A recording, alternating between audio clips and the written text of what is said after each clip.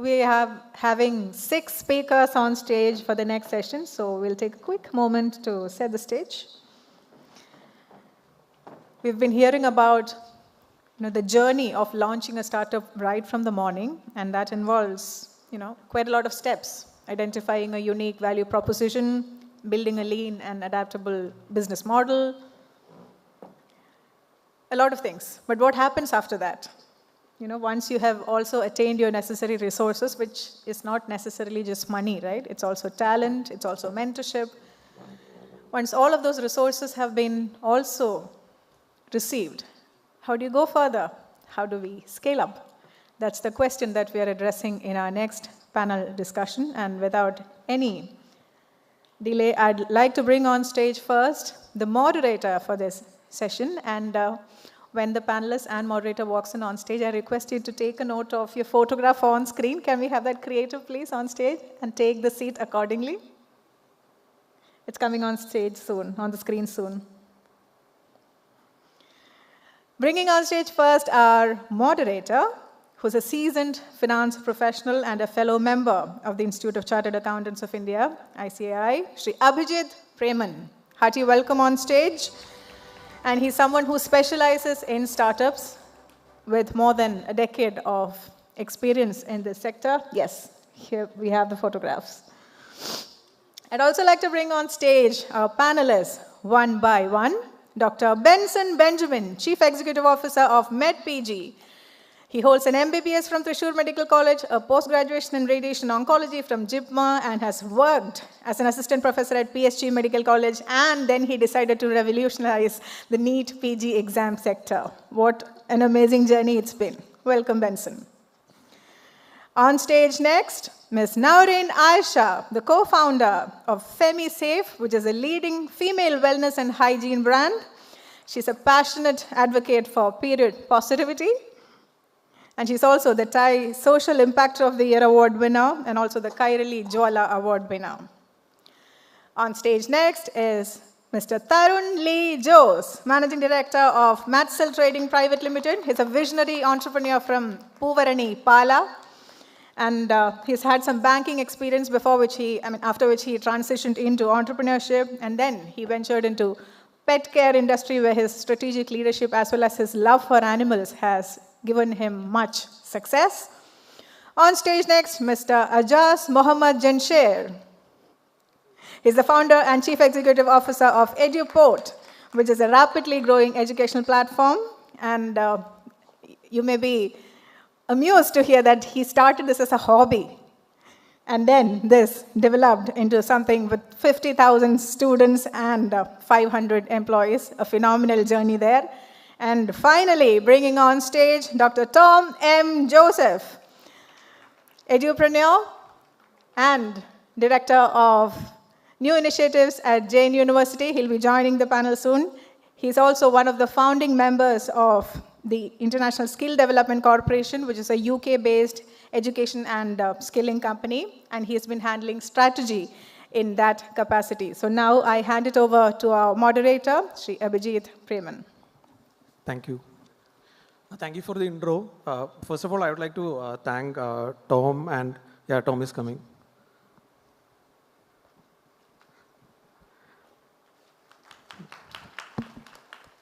Yeah, any other than Tom and JAIN University, thanks for giving me an opportunity. And also, this event is scale, it's not a small thing. So first of all, a big appreciation for that. So, jumping into the topic, let's scale up topic.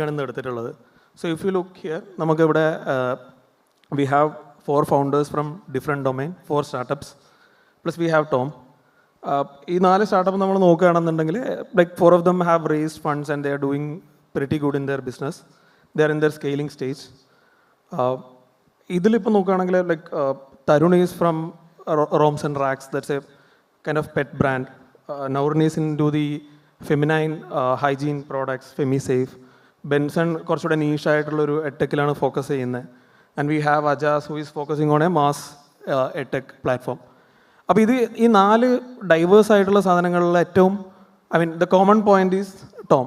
So Tom is actually the investor for 4 of these startups. And so I would like to start the session firstly with a question to Tom. How do you actually kind of ഇതിങ്ങനെ നല്ല സ്റ്റാർട്ടപ്പുകൾ identify ചെയ്ത് അവരിലോട്ടേക്ക് fund ചെയ്ത് nurture ചെയ്ത് like how is that process happening?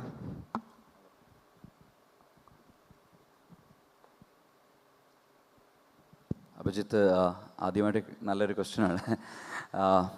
ഉറപ്പായിട്ടും നമ്മളൊരു ഞാൻ 19 ഇയേഴ്സിലാണ് എൻ്റെ ഒരു വെഞ്ചർ ആദ്യമായിട്ട് സ്റ്റാർട്ട് ചെയ്യുന്നത്. I have gone through lot of ups and downs and committed lot of mistakes throughout my entrepreneurship journey. We learn lot of lessons. കുറേ നല്ല take aways, കുറേ നല്ല ലെസൺസ്, കുറേ നല്ല എക്സ്പീരിയൻസ്. അപ്പോൾ കഴിഞ്ഞ് നമ്മുടെ ഒരു innings, it's too early to say that my innings is over. But ഞാൻ നോക്കുമ്പം കുറേ ഇപ്പോൾ നടക്കുന്ന ലോകം വഴി ഭയങ്കര ഡിസ്കണക്റ്റഡ് ആണെന്ന് ചിലപ്പോൾ തോന്നാറുണ്ട്. കാരണം കുറേ പുതിയ ഐഡിയാസ് വരുന്നു. നമ്മുടെ ഡൊമൈനിൽ മാത്രം കോൺസെൻട്രേറ്റ് ചെയ്യുമ്പോൾ ബാക്കി ഡൊമൈനിൽ നിന്ന് നടക്കുന്ന അപ്ഡേറ്റ് ചെയ്യാൻ നമ്മൾ ചിലപ്പോൾ വിട്ടുപോകുന്നുണ്ട്. പുതിയ ഐഡിയാസൊക്കെ വന്നു കഴിഞ്ഞപ്പം I just thought of doing something. നമ്മൾ ചെയ്യുന്ന കോർ ആക്ടിവിറ്റിക്കൊപ്പം തന്നെ വളരെ ടാലൻറ്റഡ് ആയിട്ടുള്ള നല്ല ഫ്യൂച്ചറിസ്റ്റിക് ആയിട്ടുള്ള ഐഡിയാസിനൊപ്പം നമ്മൾ ജോയിൻ ചെയ്യുവാണെങ്കിൽ not just with a currency, of course currency matters a lot. ഒരു ബിസിനസ്സിനെ ഫ്യൂവൽ ചെയ്യാൻ അല്ലെങ്കിൽ അടുത്തൊരു ജേർണിക്ക് കറൻസി വളരെ ഇമ്പോർട്ടൻ്റ് ആണ്. നമ്മുടെ ഇതുവരെ നമ്മൾ ഗെയിൻ ചെയ്ത കുറേ എക്സ്പീരിയൻസ്, കുറേ കണക്ഷൻസ്, ഇതെല്ലാം കൂടെ നമ്മളും കൂടെ കോൺട്രിബ്യൂട്ട് ചെയ്യുവാണെങ്കിൽ കുറച്ചും കൂടെ ബെറ്ററായിട്ട് അതിനെ പൊസിഷൻ ചെയ്യാം. അതുപോലെ നമ്മൾ ഈ പറയുന്ന ടോപ്പിക്ക്, ഈ ലെറ്റ് സ്കെയിലപ്പ് എന്ന് പറയുന്ന കോണ്ടെക്സ്റ്റിലേക്ക് വരാം. പിന്നെ എങ്ങനെ ചൂസ് ചെയ്തു എന്ന് വെച്ചാൽ, ഇത് നമ്മളിങ്ങനെ ആക്റ്റീവായിട്ട് നിൽക്കുമ്പോൾ ഉറപ്പായിട്ടും ഒത്തിരി സ്ക്രിപ്റ്റുകൾ, അല്ലെങ്കിൽ സ്ക്രിപ്റ്റ് എന്ന് ഞാൻ പറയാം, സിനിമയ്ക്ക് സ്ക്രിപ്റ്റ് കിട്ടുന്ന പോലെയാണ് നമുക്ക് സ്റ്റാർട്ടപ്സ് ഡെക്കുകൾ കിട്ടുന്നത്. അപ്പോൾ നമ്മൾ നോക്കുന്നൊരു കാര്യം, ആദ്യം നമ്മൾ നോക്കുന്നത് അതിൻ്റെ ഫൗണ്ടേഴ്സ് വാല്യൂ ആണ്. ഒരു ഫൗണ്ടർ എന്തുമാത്രം ബിസിനസ്സിൽ കീനാണ്, എന്തുമാത്രം സീരിയസ് ആണ്. നമ്മൾ പറയും we invest on people. Of course we invest on people. Second criteria എന്ന് പറയുവാണെങ്കിൽ, ക്രൈറ്റീരിയ ഓരോരുത്തർക്കും ഓരോ ക്രൈറ്റീരിയ ആയിരിക്കും. ഞാൻ നോക്കുന്നത് ആദ്യം ആളെന്ന് പറയും, രണ്ടാമത്തത് എന്തുമാത്രം സിസ്റ്റവും പ്രോസസ്സും ഇൻ പ്ലേസ് ആണ്, ആൻഡ് ഐഡിയ എന്തുമാത്രം യുണീക്കാണ്, ആൻഡ് അതിൻ്റെ ഒരു പൊട്ടൻഷ്യൽ, ഈ പറയുന്ന സ്കെയിലബിലിറ്റി ഉള്ള ഒരു പൊട്ടൻഷ്യലുള്ളൊരു ഐഡിയ ആണോ, അതിങ്ങനെ അടുത്ത ലെവലിലേക്ക്. പിന്നെ of course the last point is how do they make me rich? That's the my core principle for any investor. Of course, they are doing their business, they are making money, and at the same time അവരെങ്ങനെ എന്നെ rich ആക്കും കൂടെ ഞാൻ നോക്കും. അത് കഴിഞ്ഞ് we write a cheque. This is what we follow and see. ഇപ്പം നമ്മളൊരു ഷോ, സിമിലറായിട്ട് ഷോ മനോരമ ചെയ്യുന്നുണ്ട്, ഷാർക്ക് ടാങ്കിൻ്റെ ഒരു മലയാളം വേർഷൻ എന്ന് വേണമെങ്കിൽ പറയാം, something similar to Shark Tank. And we write instant checks on the show, and അതിപ്പോൾ ഒരാഴ്ചക്കുള്ളിൽ ഒരു മാസത്തിനുള്ളിൽ ടെലികാസ്റ്റ് തുടങ്ങും. അപ്പോൾ നമുക്കറിയാം ഈ ഒരു പ്രോസസ്സ് നമ്മൾ പോകുന്നത് കുറച്ചുകൂടി ഡ്രമാറ്റിക് ആയിട്ടാണ് ഷോ ചെയ്തിരിക്കുന്നത്. കാരണം ഷോ നിങ്ങൾ കണ്ടുപിടിച്ച് ആളുകൾ അതിൻ്റെ അറ്റൻഷൻ കീപ്പ് ചെയ്യാൻ വേണ്ടി. പക്ഷേ നമ്മൾ ഈ പ്രോസസ്സ് കുറച്ചും കൂടി സിസ്റ്റമാറ്റിക് ആയിട്ടും ഒരു പ്രോസസ് ഓറിയൻറ്റഡ് ആയിട്ട് ഈ ഫോളോ ചെയ്താണ് I found them, because I think ഈ ലാസ്റ്റ് 3 ഇയറിലായിട്ട് നമ്മൾ കേരളത്തിൽ നിന്ന് തന്നെ 8 to 10 സ്റ്റാർട്ടപ്സ് ഇൻവെസ്റ്റ് ചെയ്തിട്ടുണ്ട്. അപ്പോൾ അതിനകത്ത് ഞാൻ മാത്രമല്ല കേട്ടോ, എൻ്റെ ഒരു ലൈക്ക് മൈൻഡഡ് പീപ്പിൾ, അതേ മുസ്തഫ ഇവിടെ ഇരിക്കുന്നുണ്ട്. അപ്പോൾ എന്നെ ട്രസ്റ്റ് ചെയ്യുന്ന, അല്ലെങ്കിൽ എൻ്റെ വിഷനോട് ട്രസ്റ്റ് ചെയ്യുന്ന ലൈക്ക് മൈൻഡഡ് ആയിട്ടുള്ള ഒത്തിരി ആളുകളുമുണ്ട്. അപ്പോൾ അങ്ങനെയുള്ള ആളുകളും കൂടെ എൻ്റെ കൂടെ ചേർന്നിട്ടാണ് പല ഇൻവെസ്റ്റ്മെൻറ്റുകൾ നടന്നിരിക്കുന്നത്. That's the nutshell. I think ഞാൻ ക്വസ്റ്റ്യൻ ആൻസർ ചെയ്തോ? Yes, thank you. Definitely. So ഇനി നമുക്ക് ഓരോരുത്തരിലോട്ടേക്കും പോകാം. ലൈക്ക് ഈ 4 ആൾക്കാരുടെയും സ്റ്റോറി എൻറ്റയർലി ഡിഫറെൻ്റ് ആണ്. ഇപ്പം തരുൺ റോംസ് ആൻഡ് റാക്സ് ചെയ്യുമ്പം I use to see other pet brands mostly outside of Kerala. കേരളത്തിൽ ഞാൻ ഒരുപാട് ഷോപ്സ് ഇതുവരെ കണ്ടിട്ടില്ല. പക്ഷേ ഓൾ ഓഫ് എ സഡൻ എനിക്ക് തോന്നുന്നു 2021 ആ ഒരു പോസ്റ്റ് കോവിഡ് കുറേ ഔട്ട്ലെറ്റ്സ് തുടങ്ങുന്നു. You have 15+ outlets now, if I'm not wrong, and you have one in Bangalore as well. So what is your journey? Like what made you choose this line of? എല്ലാവർക്കും നമസ്കാരം. നമ്മുടെ റോംസ് and റാക്സിനെ കുറിച്ച് പറയുകയാണെങ്കിൽ, നമ്മൾ 2018 നമ്മൾ business start ചെയ്യുന്നത്. ഇൻഡസ്ട്രിയിലോട്ട് നമ്മൾ enter ആവുന്നത് 2018. അപ്പോൾ 2018 മുതൽ 2020 വരെയുള്ള ഒരു കാലഘട്ടത്തിൽ നമ്മൾ ജസ്റ്റ് ഒരു സ്റ്റോറായിരുന്നു നമുക്കുണ്ടായിരുന്നത്. അപ്പം നമ്മളും ഒരു ബേസ് ക്രിയേറ്റ് ചെയ്യാൻ വേണ്ടിയിട്ടുള്ള ഒരു പ്രിപ്പറേഷനിലായിരുന്നു എന്ന് വേണമെങ്കിൽ പറയാം. അപ്പോൾ അതിനുശേഷം 2020 മുതൽ നമ്മുടെ ഒരു ഗ്രോത്ത് എന്ന് പറയുന്നൊരു ഫേസിലോട്ട് നമ്മൾ കിടന്നു. നമ്മുടെ ഒരു എക്സ്പാൻഷൻ എന്ന് പറയുന്നൊരു ഫേസിലോട്ട് നമ്മൾ കിടന്നു. അപ്പം ഇപ്പം നമുക്ക് നിലവിൽ 16 സ്റ്റോഴ്സാണ് നമുക്കുള്ളത്. ഈ മാർച്ചിന് മുന്നേ, ഈ ഫിനാൻഷ്യൽ ഇയർ എൻഡ് ചെയ്യുന്നതിന് മുന്നേ നമ്മൾ 19 സ്റ്റോറിലോട്ട് നമ്മളെത്തും. അപ്പം അതിൽ 15 ഈ പറഞ്ഞ പോലെ നമ്മുടെ കേരളത്തിനകത്തും ഒരെണ്ണം ബാംഗ്ലൂരും, അങ്ങനെയാണ് നമ്മളിപ്പം സ്റ്റോഴ്സിനെ പൊസിഷൻ ചെയ്തിരിക്കുന്നത്.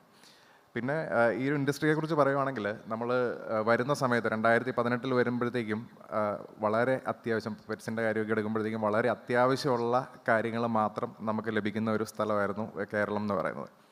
അപ്പോൾ കസ്റ്റമേഴ്സിനെ നമ്മൾ അത്യാവശ്യത്തിൽ നിന്ന് ആവശ്യത്തിലോട്ടും ആവശ്യത്തിൽ നിന്ന് ലക്ഷറിയിലോട്ടും അപ്ഗ്രേഡ് ചെയ്യാൻ വേണ്ടിയിട്ട് റോംസ് ആൻഡ് റാക്സിന് സാധിച്ചിട്ടുണ്ട്. എനിക്ക് തോന്നുന്നു നമ്മുടെ റോംസ് ആൻഡ് റാക്സ് എന്ന് പറയുന്ന ബ്രാൻഡിൻ്റെ ഒരു സക്സസിൻ്റെ പുറകിലത്തെ ഏറ്റവും വലിയ ഒരു കാര്യം എന്ന് പറയുന്നത് ഈ പറഞ്ഞ കസ്റ്റമറിനെ അപ്ഗ്രേഡ് ചെയ്യുക, എഡ്യൂക്കേറ്റ് ചെയ്യുക, അപ്ഗ്രേഡ് ചെയ്യുക, ഈ 2 കാര്യങ്ങളിൽ കൂടെയാണ് ഈ ബ്രാൻഡ് വളർന്നിരിക്കുന്നത്. അപ്പോൾ ആദ്യമൊക്കെ നോക്കുമ്പോഴത്തേക്ക് നമ്മൾ എന്താ പറയുന്ന ഒരു ബ്രിക്ക് ആൻഡ് മോട്ടർ എന്ന് പറയുന്ന കോൺസെപ്റ്റിൽ തന്നെ അങ്ങനെയായിരുന്നു നമ്മൾ പോയിക്കൊണ്ടിരുന്നത്. അപ്പോൾ അത് കഴിഞ്ഞിട്ട് നമ്മളിപ്പോൾ നോക്കുമ്പോഴത്തേക്ക് നമ്മൾ ടെക്നോളജിയിൽ ഇൻവെസ്റ്റ് ചെയ്തു. ഇപ്പം AI എന്ന് പറയുന്നതൊക്കെ ഭയങ്കര ഇതായിട്ട് വന്നുകൊണ്ടിരിക്കുകയാണ്. അപ്പം നമ്മളും ഇപ്പം നമ്മുടെ പുതിയൊരു പ്ലാറ്റ്ഫോം, നമ്മുടെ ഒരു മൊബൈൽ ആപ്പും കാര്യങ്ങളൊക്കെ നമ്മൾ ഓൾറെഡി ലോഞ്ച് ചെയ്തു. അതിൽ പുതിയൊരു വേർഷൻ നമ്മൾ ഏപ്രിലിൽ നമ്മൾ ലോഞ്ച് ചെയ്യുന്നുണ്ട്. അപ്പോൾ അതിൽ ഈ AI കൂടെ ഇൻറ്റഗ്രേറ്റ് ചെയ്തിട്ടാണ് ആ ഒരു ആപ്പ് വരുന്നത്. അപ്പോൾ അതിൽ വരുമ്പോഴത്തേക്കും എനിക്ക് തോന്നുന്നു പെറ്റ് ഇൻഡസ്ട്രിയിൽ ഇതുവരെയും ആരും ചെയ്യാത്തൊരു കാര്യമാണത്. ഇപ്പം നമുക്കൊരു പെറ്റിനെ സെലക്ട് ചെയ്യണമെന്നുണ്ടെങ്കിൽ നമ്മളതിൽ കൊടുക്കുക, അതായത് എൻ്റെ സാഹചര്യങ്ങൾ ഇതൊക്കെയാണ്, എൻ്റെ എന്താ പറയുന്നത്, ഇപ്പോൾ ഫ്ലാറ്റിൻ്റെ ആണെങ്കിൽ ഇത്ര സ്ക്വയർ ഫീറ്റാണ് ഫ്ലാറ്റിൻ്റെ സ്പേസ് ഉള്ളത്, അതല്ലെങ്കിൽ എൻ്റെ വീട്ടിൽ ഇന്നപോലെ കുട്ടികളുണ്ട്. അപ്പോൾ അങ്ങനെയുള്ള കാര്യങ്ങളൊക്കെ നമ്മൾ എൻ്റർ ചെയ്യുവാണെങ്കിൽ ആ ഒരു സ്പേസ് നമുക്ക് എന്താ പറയുന്നത് പറഞ്ഞു തരും. അതായത് ഏതാണ് നിങ്ങൾക്ക് അപ്രോപ്രിയേറ്റ് ആയിട്ടുള്ളൊരു പെറ്റ്, അത് ഡോഗാവാം, ക്യാറ്റാവാം, അല്ലെങ്കിൽ ഡോഗിലാണെങ്കിൽ ഏത് ബ്രീഡിനെയാണ് നിങ്ങൾ സെലക്ട് ചെയ്യേണ്ടത്. ഈ ഒരു പെറ്റിനെ വാങ്ങിച്ചു കഴിഞ്ഞ് കഴിഞ്ഞാൽ അതിൻ്റെ സാഹചര്യങ്ങളനുസരിച്ച് അതിൻ്റെ ഫുഡ് എന്താണ് കൊടുക്കേണ്ടത്, എല്ലാ തരത്തിലുള്ള ഒരു റെക്കമെൻഡേഷനും കൊടുക്കുന്ന രീതിയിൽ ഒരു പ്ലാറ്റ്ഫോം നമ്മളിപ്പം ബിൽഡ് ചെയ്തുകൊണ്ടിരിക്കുകയാണ്. പിന്നെ ഈ പറഞ്ഞ പോലെ നമ്മുടെ ഇൻഡസ്ട്രി എന്ന് പറയുന്നത് എപ്പോഴും ഒരു എന്താ പറയുന്നത് ടച്ച് ആൻഡ് ഫീൽ, അതായത് ടെക്നോളജിക്ക് മാത്രം കൊണ്ടുപോകാൻ സാധിക്കുന്ന ഒരു ഇൻഡസ്ട്രി അല്ല. ഈ പറഞ്ഞ പോലെ ഷോപ്പുകൾ എന്ന് പറയുന്നത് ഭയങ്കര ഇമ്പോർട്ടൻ്റ് ആണ്. അതായത് ആൾക്കാർക്ക് വന്ന് പെറ്റ്സ് ഉണ്ടാവും, പെറ്റ്സിനെ കാണാനും അവരുമായിട്ട് ഇൻട്രാക്ട് ചെയ്യാനും പറ്റണം. അതുപോലെ തന്നെ നമ്മുടെ സ്റ്റാഫ് വെൽ ട്രെയിൻഡ് ആണ്, വെൽ എഡ്യൂക്കേറ്റഡ് ആയിട്ടുള്ള സ്റ്റാഫുണ്ട്. അപ്പോൾ ഇവർക്ക് വേണ്ടിയിട്ടുള്ള ഉപദേശങ്ങളും കാര്യങ്ങളൊക്കെ കൊടുക്കുക, ഇങ്ങനെയുള്ള കാര്യങ്ങളെല്ലാം ഷോപ്പിലും നടന്നു പോകുന്നുണ്ട്.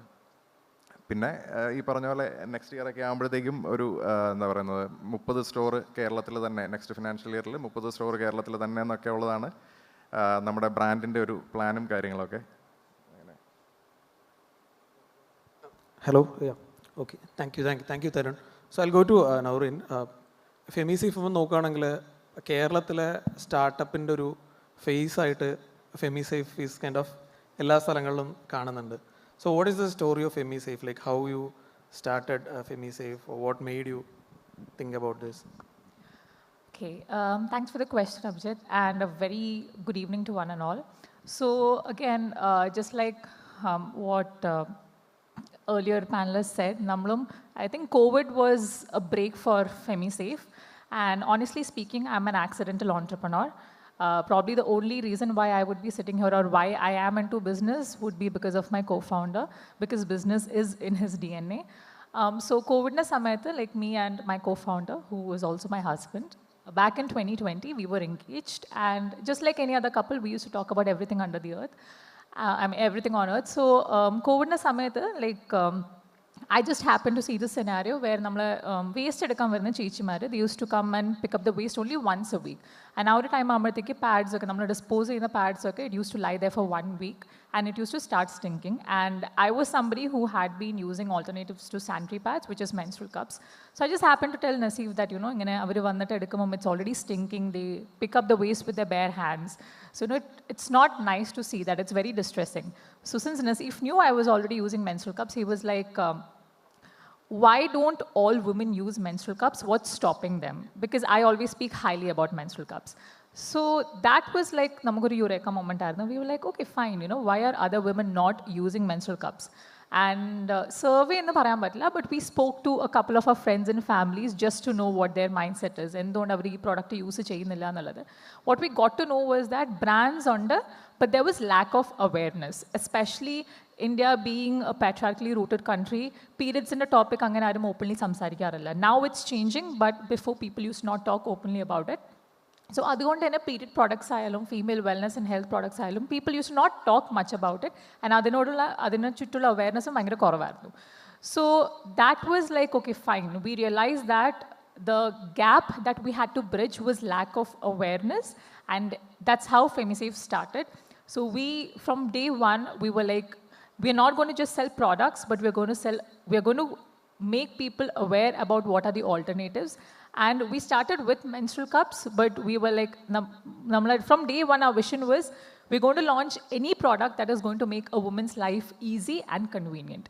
So we started with menstrual cups. Now we have around 12 products among 3 different categories: period care, grooming, and intimate care. So that's the story of FemiSafe. Interesting. Benson is a good friend of mine. So Benson, like, so Benson is a doctor. Doctor is India one of the most respected profession, most highly paid profession. അതിൽ തന്നെ ഏറ്റവും അധികം paid ആയിട്ടുള്ളൊരു ഡിപ്പാർട്ട്മെൻറ്റാണ് oncology അല്ലെങ്കിൽ cancer related ആയിട്ടുള്ള ഇത്.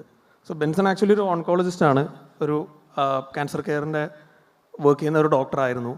From there he started MEDPG, which is focusing on PG for medical students. പിന്നെ he has an LMS platform, he has a digital marketing company.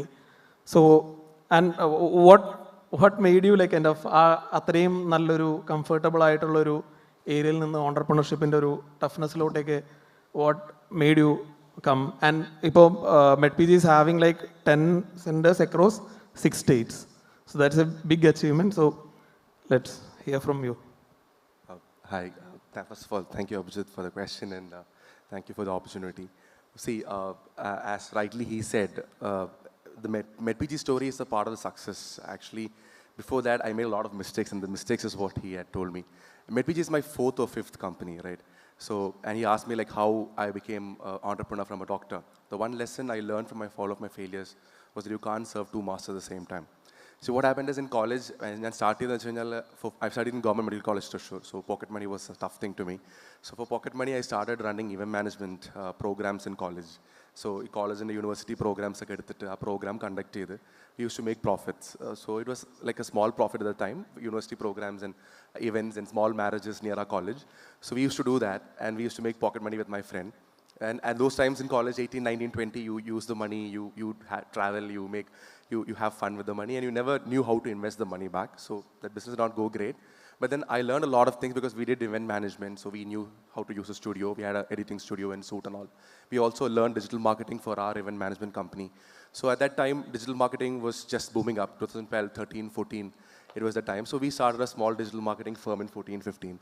And then at the time, I was also studying because we typical parents, so you have always academic pressure.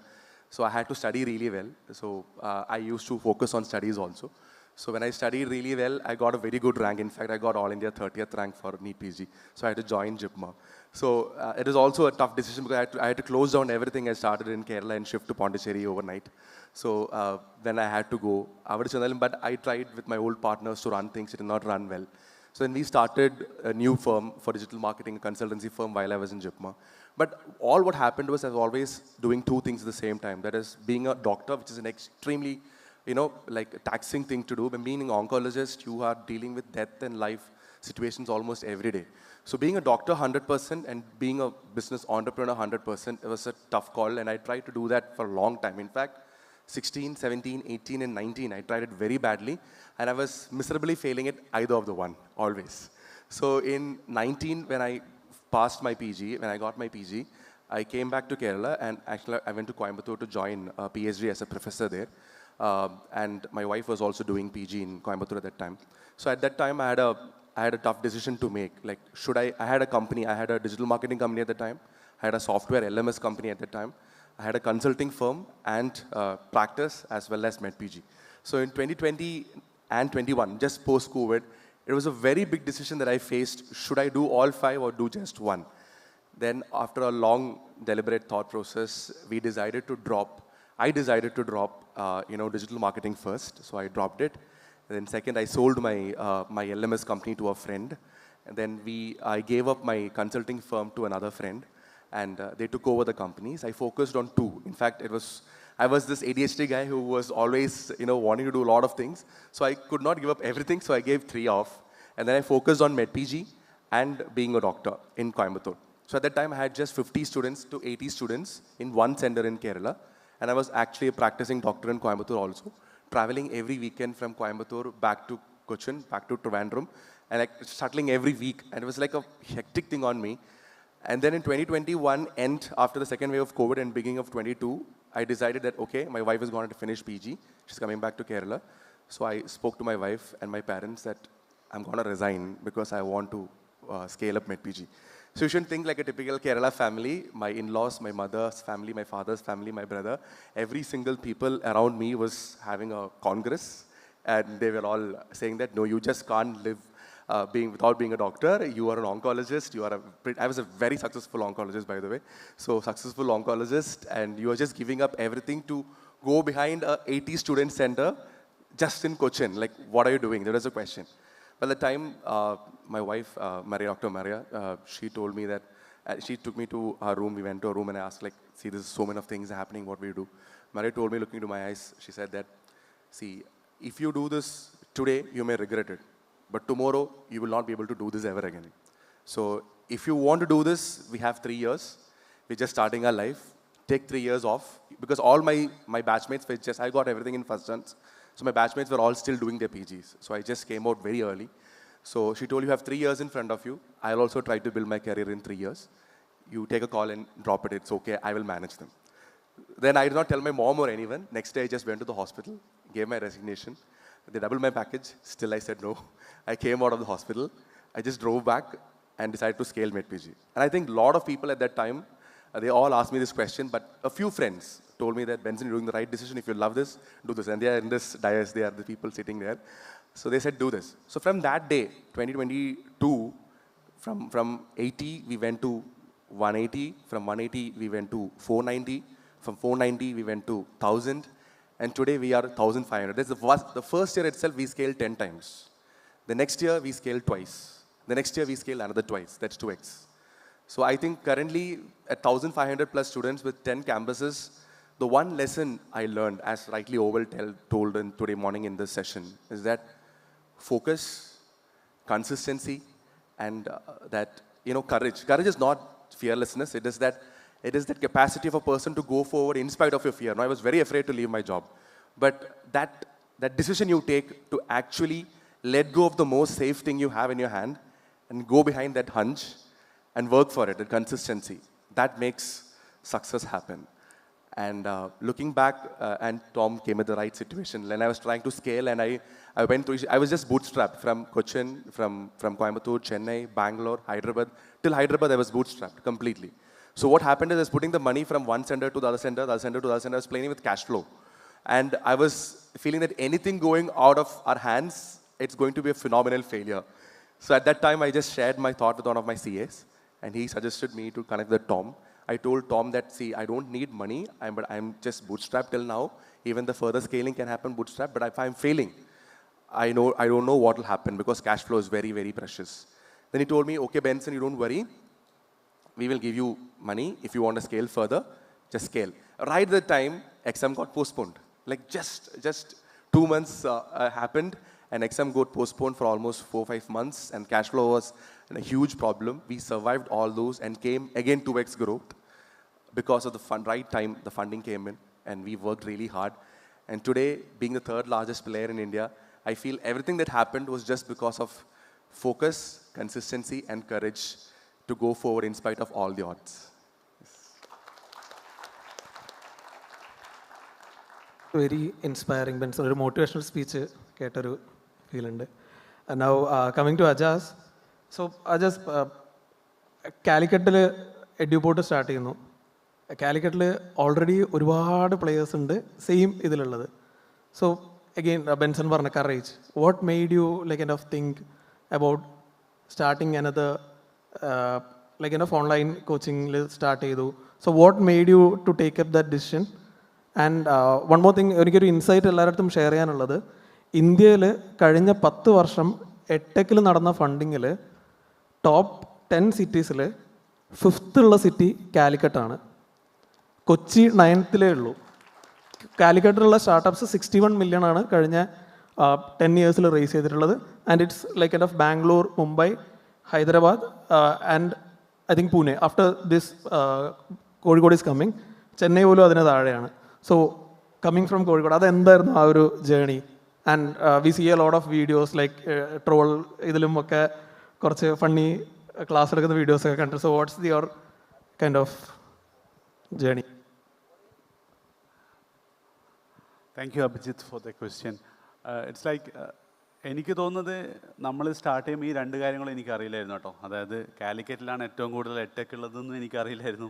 അതേപോലെ തന്നെ ഇത്രമാത്രം funding അവിടെ വന്നിട്ടുണ്ട് എന്നുള്ളതും ഇപ്പോഴും എനിക്കറിയില്ല. ഇപ്പോൾ അഭിജിത്ത് പറഞ്ഞപ്പോഴാണ് മനസ്സിലായത്. പക്ഷേ ശരിക്ക് എഡ്യൂപോർട്ടും ഒരു കൈൻഡ് ഓഫ് ആക്സിഡൻ്റൽ സ്റ്റാർട്ടപ്പ് തന്നെയായിരുന്നു. അതായത് ഞാൻ 2012 NIT കാലിക്കറ്റ് പാസ് ഔട്ടാണ്. പിന്നെ കുറച്ച് ക്യാമ്പസ് പ്ലേസ്മെൻറ്റ് ജോലിയൊക്കെ ചെയ്തു.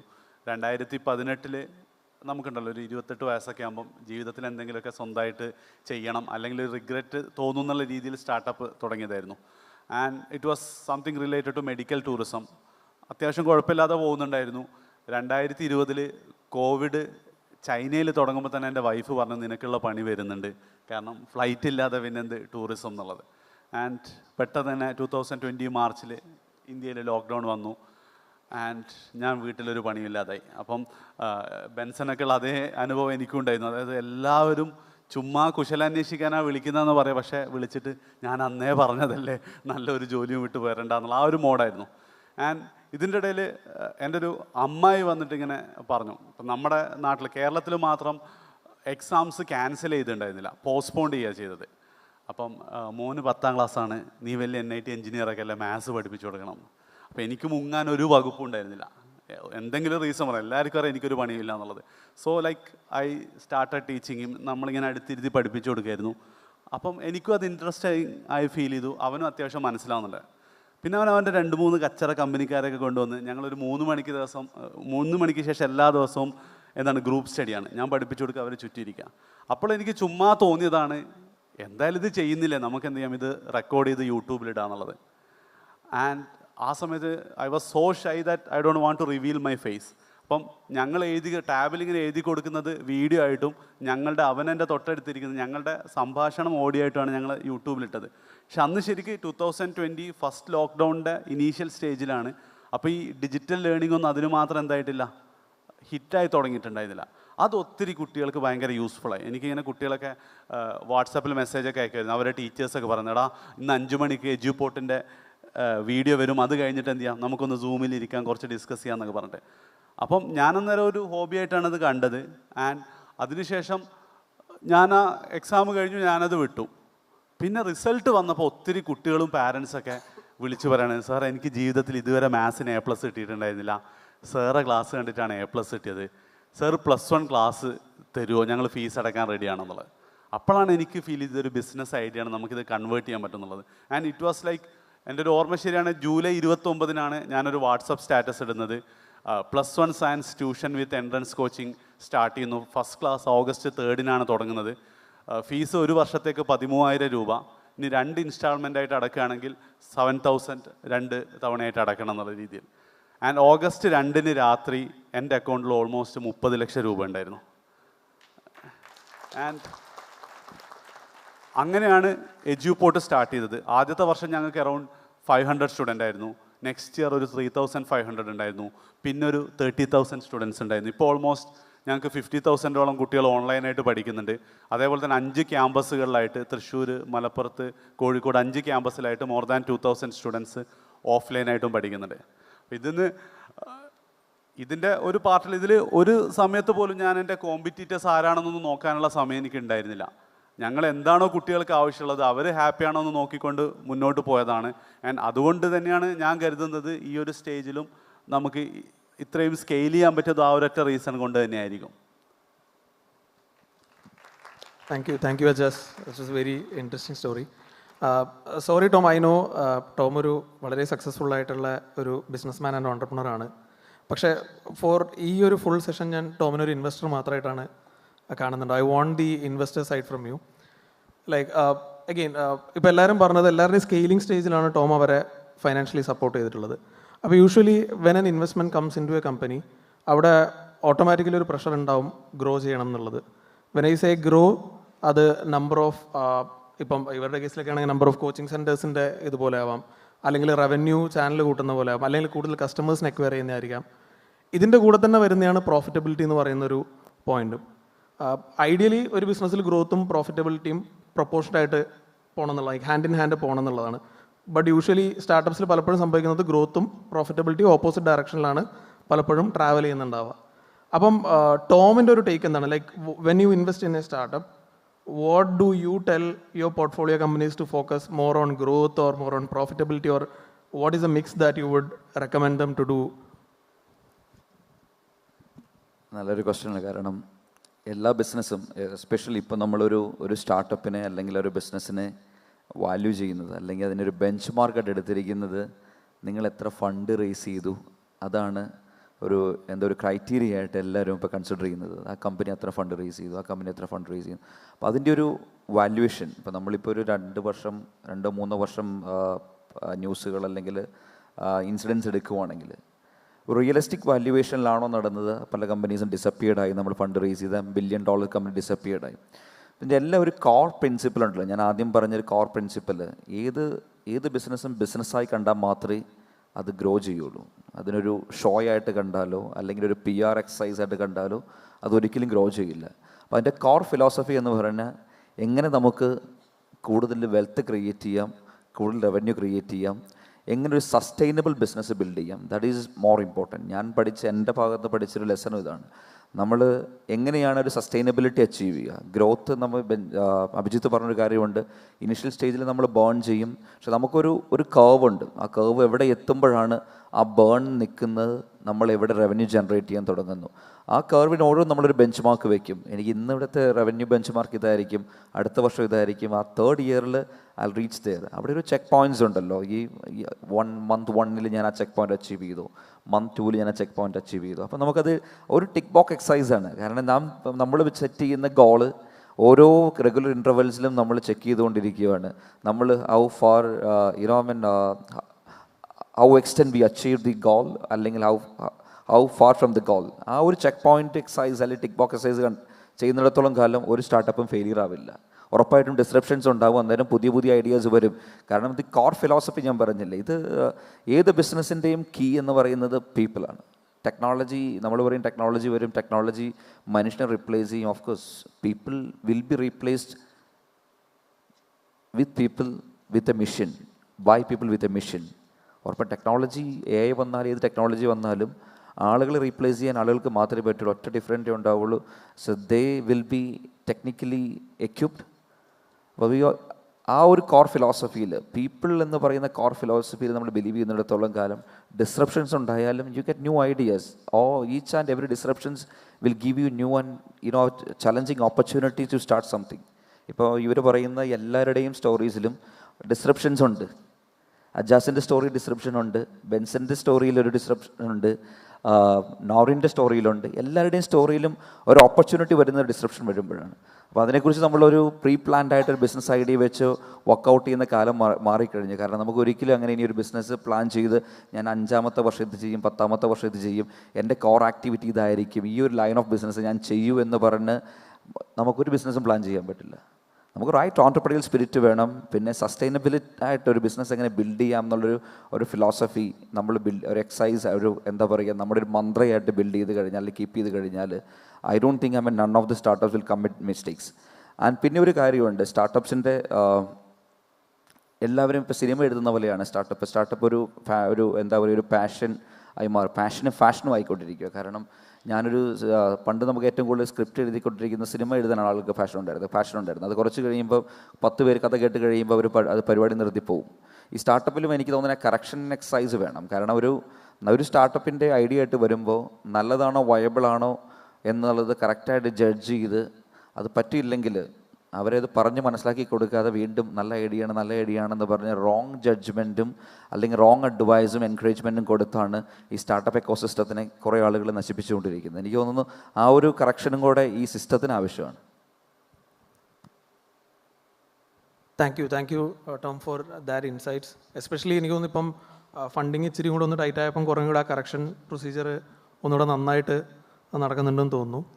ആൻഡ് സിൻസ് നമ്മളിന്ന് ഫ്യൂച്ചർ സമ്മിറ്റ് ആയതുകൊണ്ടും നമ്മുടെ ടോപ്പിക്ക് ലെറ്റ് സ്കെയിലപ്പ് ആയതുകൊണ്ടും കൂടെ ഞാൻ 2 ചോദ്യം ക്ലബ് ആയിട്ട് ചോദിക്കാം in the interest of time. So basically എന്താണ് ടെക്നോളജി, AI അങ്ങനെയുള്ള ടെക്നോളജീസിനെ ആസ് എൻ ഓണ്ടർപ്രണർ എങ്ങനെയാണ് നിങ്ങൾ കാണുന്നത്, അതിൻ്റെ ഒരു ചാലഞ്ച് ആൻഡ് ഓപ്പർച്യൂണിറ്റി, അല്ലെങ്കിൽ നിങ്ങളുടെ ബിസിനസ്സിനെ അതെങ്ങനെയാണ് എഫക്റ്റ് ചെയ്യാൻ പോകുന്നത്?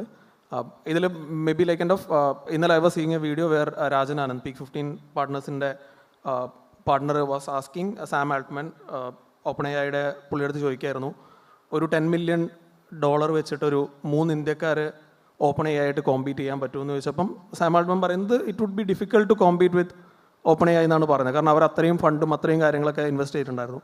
പക്ഷേ കഴിഞ്ഞ 2 ആഴ്ച കൊണ്ട് ഡീപ്സീക്ക് വന്നു, $6 million ഇൻവെസ്റ്റ് ചെയ്തിട്ട് ചൈനയിലുള്ള അതിൻ്റെ ഫൗണ്ടേഴ്സിന് ഇതുവരെ മീഡിയക്കാർക്ക് റീച്ച് ഔട്ട് ചെയ്യാൻ പറ്റിയിട്ടില്ല. അവർ ഡിസ്റപ്റ്റ് ചെയ്തുകൊണ്ടിരിക്കുകയാണ്. US മാർക്കറ്റിൽ കംപ്ലീറ്റ്ലി ഇറോഡ് ആയിക്കൊണ്ടിരിക്കുകയാണ്. NVIDIAക്ക് $450 million എന്തോ ആണ് മാർക്കറ്റ് നഷ്ടം വന്നിട്ടുള്ളത്. So with these sort of technologies coming in, അതിലെ ചാലഞ്ച് എന്താണ്, അതിലെ ഓപ്പർച്യൂണിറ്റീസ് എന്താണ്, പിന്നെ അതുപോലെ ചേഞ്ചിങ് കസ്റ്റമർ ബിഹേവിയർ. ഇപ്പം ബ്ലിങ്കിറ്റ്, സെപ്റ്റോ ഇങ്ങനെയുള്ള ഫാസ്റ്റ് ഡെലിവറി ചെയ്തിട്ടുണ്ട്. പ്ലസ് സിമ്പിൾ പോലെയുള്ള ബൈ നൗ പേ ലേറ്റർ ഇൻ്റഗ്രേഷനും ഉണ്ട്. ഞാൻ ഭയങ്കര ഇമ്പൾസീവായിട്ട് ഇപ്പം ബൈ എൻ്റെ ബിഹേവിയർ ഭയങ്കരമായിട്ട് മാറിയിട്ടുണ്ട് ഓവർ പാസ്റ്റ് 5 years. സോ ഫ്യൂച്ചറിലോട്ടേക്ക് പോകുമ്പം what do you think customer behaviour എങ്ങനെ മാറും എന്നാണ്, എങ്ങനെ നമുക്ക് കോപ്പപ്പ് ചെയ്യാൻ പറ്റും എന്നാണ്? Like it's a common question to everyone. I will start from Tarun. നമ്മൾ ഈ ടെക്നോളജിയെക്കുറിച്ച് പറയുമ്പോഴത്തേക്കും നമ്മളെപ്പോഴും ഇത് ടെക്നോളജി, ഇപ്പോൾ എയുടെ കാര്യം എടുക്കുകയാണെങ്കിലും അത് ഭയങ്കര ഒരു ഓപ്പർച്യൂണിറ്റി ആയിട്ടാണ് നമ്മളൊക്കെ കാണുന്നത്. കാരണം ഇപ്പോൾ ടോം പറഞ്ഞ പോലെ ഒരിക്കലും മനുഷ്യരെ റീപ്ലേസ് ചെയ്യാൻ വേണ്ടിയിട്ട് ഇപ്പം AI കൊണ്ടോ ഒന്നും സാധിക്കുകയില്ല. പക്ഷേ ഭയങ്കരമായിട്ട് നമ്മളൊരു ബിസിനസ് ചെയ്യുമ്പോഴത്തേക്കും നമ്മുടെ ജോലി അത് ഭയങ്കരമായിട്ട് എളുപ്പമാക്കുന്നുണ്ട്. കാരണം ഇപ്പം AI എനിക്ക് തോന്നുന്നു ഒരു ഫസ്റ്റ് ഫേസ് എന്ന് വേണമെങ്കിൽ പറയാൻ തോന്നുന്നു. അത് നടക്കുന്നു. അത് കഴിഞ്ഞാൽ ഈ പറഞ്ഞ ഒരു ഏജൻറ്റിക് AI എന്ന് പറയുന്ന ഇത് വരുന്നു. അപ്പോൾ അതൊക്കെ വന്നു കഴിയുമ്പോഴത്തേക്കും നമ്മളൊക്കെ ഇപ്പോൾ ഒരു എക്സാമ്പിൾ പറയുകയാണെങ്കിൽ ഇപ്പോൾ ഒരു വെബ്സൈറ്റ് നമ്മൾ ഡെവലപ്പ് ചെയ്യണമെന്നുണ്ടെങ്കിൽ നമ്മളൊരു IT ടീം സെറ്റ് ചെയ്ത് അങ്ങനെയൊക്കെയാണ് നമ്മൾ ചെയ്തുകൊണ്ടിരിക്കുന്നത്. അപ്പം നെക്സ്റ്റ് ജനറേഷൻ വന്നു കഴിയുമ്പോഴത്തേക്ക് എനിക്ക് തോന്നുന്നു ഇപ്പോൾ AI തന്നെ നമുക്ക് എന്താണ് വേണ്ടതെന്ന് നമ്മൾ കൊടുത്തു കഴിഞ്ഞാൽ നമുക്ക് മേ ബി വിത്തിൻ മിനിറ്റ്സ് നമുക്ക് നമ്മുടെ ആവശ്യത്തിനുള്ള വെബ്സൈറ്റ് കാര്യങ്ങൾ അങ്ങനെയെല്ലാം ഡെവലപ്പ് ചെയ്തെടുക്കാൻ വേണ്ടിയിട്ട് പറ്റും. പിന്നെ ഈ പറഞ്ഞ പോലെ നമ്മൾ ഈ ക്വിക്ക് കൊമേഴ്സ് എന്ന് പറയുന്നത് ഇപ്പം ഭയങ്കരമായിട്ട് ഇപ്പം വന്നുകൊണ്ടിരിക്കുകയാണ്. നമ്മൾ നേരത്തെ ഒരു ആമസോണിനെയോ അതല്ലെങ്കിൽ ഒരു ഫ്ലിപ്കാർട്ടിനെയോ ഒക്കെ നമ്മൾ നോക്കിയാൽ മതിയായിരുന്നു. പക്ഷേ ഈ ക്വിക്ക് കൊമേഴ്സിൻ്റെ ഇൻട്രൊഡക്ഷൻ എല്ലാ ഇൻഡസ്ട്രീനെയും, പ്രത്യേകിച്ച് ഇപ്പം നമ്മളൊക്കെ റീറ്റെയിലുള്ളതാണ്, അപ്പോൾ റീറ്റെയിലിനൊക്കെ നല്ലപോലെ എഫക്റ്റ് ചെയ്തിട്ടുണ്ട്. അപ്പം നമ്മൾ റോംസ് ആൻഡ് റാക്സ് ആസ് എ ബ്രാൻഡ് നമ്മളിപ്പോൾ ചെയ്തുകൊണ്ടിരിക്കുന്നത്, ഇപ്പോൾ കൊച്ചിയിൽ നമ്മൾ നോക്കുവാണെങ്കിൽ വിത്തിൻ 2 hours നമുക്ക് എവിടെ വേണമെങ്കിലും നമുക്ക് ഡെലിവറി ചെയ്യാൻ വേണ്ടിയിട്ട് ഇപ്പോൾ സാധിക്കും. അതുപോലെ ഞാൻ മുമ്പേ പറഞ്ഞിരുന്നു നമ്മളൊരു 30 സ്റ്റോറാണ് കേരളത്തിൽ നമ്മൾ പ്ലാൻ ചെയ്യുന്നത് എന്നുള്ളത്.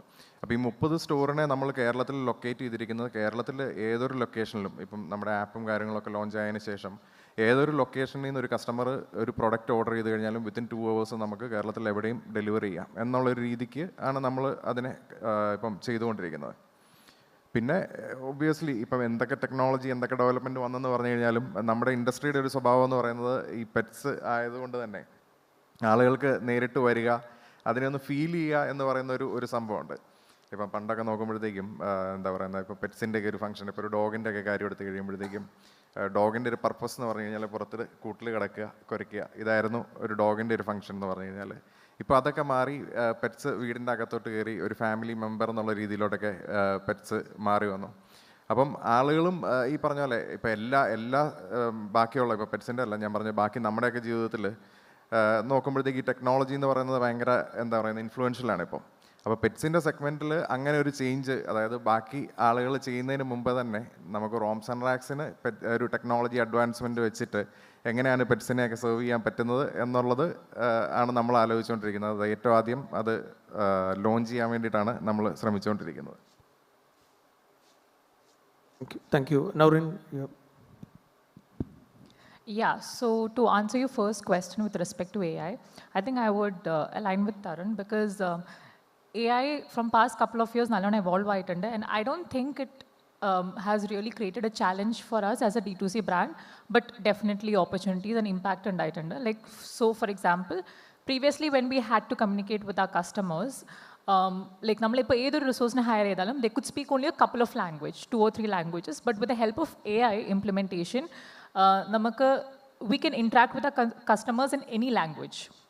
So that is something that we have noticed, and we have been able to engage with our customers more effectively. One con is that we do not have a customer support executive anymore, but I think as a brand, it has given a very positive impact. Pinna veru karyam, of course, as a D2C brand in this era, it's very important to focus on content, especially on social media. So in that case also, AI, like ChatGPT, Midjourney has helped us in a lot of ways. There are certain AI tools which help us with demand forecasting. So it helps us in avoiding stock out situations. So AI has helped us. As of now, challenges, one corner is that I wouldn't say it would replace people, but again, as Tom mentioned, people will have to align with the skills of the new technologies. Pinna changing consumer behavior, one nammal notice is of course instant gratification and delivery speed. In an era where people have attention span kornyornu varana, so same way patience kornyu varana. So I think every brand should optimize to have faster delivery speed, especially D2C brands. Second thing, conscious consumerism koodununda. Like when we interview candidates also, like all the Gen Zs, millennials, they're focusing towards sustainable brand, environmental friendly brand, ethical brand. It could be a Western influence, but that is also increasing. Pinnullora sambhavam is, of course, COVID shesham, people have started focusing more on their well-being, especially mental well-being. They have moved towards holistic wellness, spiritual. So that is also increasing among people, like healthy eating, veganism, and products like stress relief products. So these are a couple of changes that we have seen in consumer behavior, and I think for a brand to scale, it is important to look and optimize into these areas.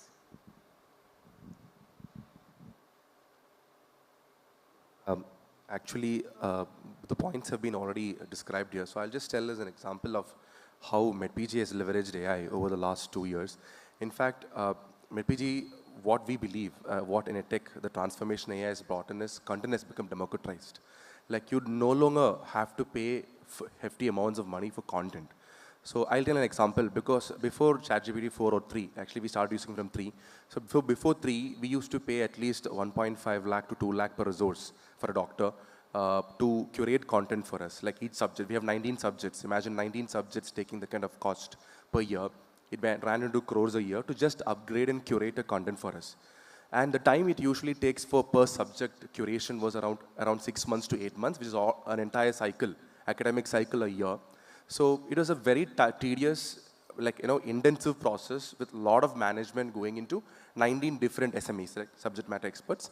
So what we achieved through AI was when we implemented GPT into our content curation models, we could generate content very fast. Very fast means an entire subject just takes around 2 weeks. So another 1 month spent on curating that generated content rapidly reduced the cost as well as the manpower requirement to create content for us. And the other thing that happened was when AI came in, the kind of responses that we are able to give to our students. For example, we have AI chatbot prompts in our app. So what they do is when students are asking doubts, before we used to have to forward it to a faculty, see it from there, then come back with an answer to the student. Nowadays, what we do is we integrate Claude for that purpose, because Claude is more trained in that kind of models. So what they do is the Claude is kind of giving very accurate answers for medical scenarios, which cannot be to the level of practice, but for the knowledge-based level. For example, you can't ask Claude to manage a patient coming to the casualty, but if you're telling Claude that a patient came with so-and-so things, with vitals and all these things, the Claude can give you an answer on a textbook base, which is required for the exam. So the kind of transition that happened to us, it actually reduced the entire content team that we had around its 20 SMEs, plus 5 managers, plus 2 editors and all those things, around 30 people team, just shrank down to just 12 people just after GPT-4. So I think the kind of transformation that can happen with AI in EdTech is, and now we no longer pay huge amount of money to generate content, we pay huge amount of money to curate generated content. You understood what I'm trying to say? So what I'm trying to do is, the accuracy of GPT is increasing, so the curation cost also will come down over the time. So what I see is, and students also, they're no longer hungry for content, they're hungry for mentorship and guidance. Because, for example, if I want to teach a topic of anatomy to a student, now he can get anatomy classes from anywhere in the world, like YouTube or like GPT content or notes or anything. But how to study that, how to implement that in an exam and score, that is the question he asks. So that is what an answer is required. So in the AI generation, the biggest transformation to education that I believe, personally believe, and what I'm seeing in the industry is that content is no longer valuable. You know, curation, mentoring, guidance, and application of content at the level of, you know, where the last mile application of the knowledge is where the actual value lies. So I think AI has changed us like that. Yes. Yes എനിക്ക് തോന്നുന്നത് AI ഒരുവിധം എല്ലാ മേഖലയിലും എന്ത് ചെയ്യും disruption കൊണ്ടുവരും, ഒത്തിരി ഇമ്പ്രൂവ്മെൻറ്റുകൾ കൊണ്ടുവരുന്നുണ്ട്. പക്ഷേ അത് ഏറ്റവും കൂടുതൽ ചേഞ്ചസ് കൊണ്ടുവരാൻ പോകുന്നത് അത് എഡ്യൂക്കേഷൻ ഫീൽഡിലാണെന്നാണ് ഞാൻ മനസ്സിലാക്കുന്നത്. കാരണം ഇപ്പം കഴിഞ്ഞൊരു 100 വർഷമായിട്ട് ഏറ്റവും മിനിമം ചേഞ്ച് വന്നിട്ടുള്ളത് എഡ്യൂക്കേഷൻ ഫീൽഡിലാണ്. ഇപ്പം നമ്മുടെ കാർ എടുത്തു നോക്കട്ടെ, നമ്മുടെ ഫോൺ എടുത്തു നോക്കട്ടെ, എന്താണെങ്കിലും ഒത്തിരി മാറിയിട്ടുണ്ട് when comparing to the last 100 years. പക്ഷേ എഡ്യൂക്കേഷനിൽ എൻ്റെ ഫാദർ ഏത് ക്ലാസ് റൂമിലാണോ ഇരുന്നത്, ഓൾമോസ്റ്റ് സെയിം ക്ലാസ് റൂമിലാണ് ഞാനും പഠിച്ചത്. ആൻഡ് എൻ്റെ മോനും ഓൾമോസ്റ്റ് അതേ ക്ലാസ് റൂമിൽ തന്നെയാണ് പഠിച്ചുകൊണ്ടിരിക്കുന്നത്. ആകെ ഒരു പ്രൊജക്ടറോ ഡിജിറ്റൽ ബോർഡോ എക്സ്ട്രാ വന്നിട്ടുണ്ടാവും. അതായത് ഒരു 50-60 കുട്ടികൾക്ക് ഒരു ടീച്ചർ എന്നുള്ളതാണ് കഴിഞ്ഞ 100 വർഷമായിട്ട് നമ്മുടെ എഡ്യൂക്കേഷൻ സിസ്റ്റം. ആൻഡ് ഇത് ഒട്ടും എന്തല്ല എഫിഷ്യൻ്റ് അല്ല. കാരണം പല കുട്ടികൾ ഇതുകൊണ്ടാണ് ഒരേ ക്ലാസ് റൂമിൽ ഇരുന്ന് പഠിച്ചിട്ടും കുറച്ച് ആൾക്കാർ ഭയങ്കര പുലികളാന്ന് പറയുന്നത്, കുറച്ച് ആൾക്കാർ ആവറേജ്, കുറച്ച് ആൾക്കാർ ബിലോ ആവറേജ് എന്ന് പറയുന്നത്. എല്ലാ കുട്ടികൾക്കും കാറ്റർ ചെയ്യാൻ ഒരു ടീച്ചറെ കൊണ്ട് പറ്റില്ല. അപ്പം എഡ്യൂപോർട്ടിൻ്റെ ഒരു ലക്ഷ്യം തന്നെ എന്ന് പറയുന്നത് ഈ ഒരു പേഴ്സണലൈസ്ഡ് ലേണിംഗ് ടെക്നോളജി കൊണ്ട് കൊണ്ടുവരിക എന്നുള്ളതാണ്. അതായത് ഒരാളെ ഞാൻ ഏറ്റവും ഫസ്റ്റ് എഡ്യൂപോർട്ട് എങ്ങനെയാണോ തുടങ്ങിയത്, അടുത്തിരുത്തി പഠിപ്പിക്കുന്ന ഫീലിൽ എന്ത് ചെയ്യാൻ പറ്റണം, കുട്ടികൾക്ക് പഠിക്കാൻ പറ്റണം. അതിലേക്കായിരുന്നു ഞങ്ങൾ ത്രൂ ഔട്ട് വർക്ക് ചെയ്തുകൊണ്ടിരുന്നത്. ഞാൻ ഈ AI, ChatGPT തുടങ്ങിയ പുതിയ ടെക്നോളജി വന്നതോടുകൂടി ഞങ്ങൾ ഭയങ്കര സ്പീഡ് കൂടിയതായിട്ടാണ് എനിക്ക് ഫീൽ ചെയ്യുന്നത്. അതായത് എൻ്റെ ഒരു ഡ്രീം എന്താണെന്ന് വെച്ച് കഴിഞ്ഞാൽ, ഇപ്പം പണ്ട് ഞാനൊക്കെ ക്ലാസ്സിൽ അത്ര ശ്രദ്ധിക്കുകയും ചെയ്യാത്തൊരു കുട്ടിയായിരുന്നു. അപ്പം പെട്ടെന്ന് സാർ എന്തെങ്കിലും ക്ലാസ് എടുത്തുകൊണ്ടിരിക്കുമ്പോൾ സച്ചിൻ എന്നൊക്കെ പറയും.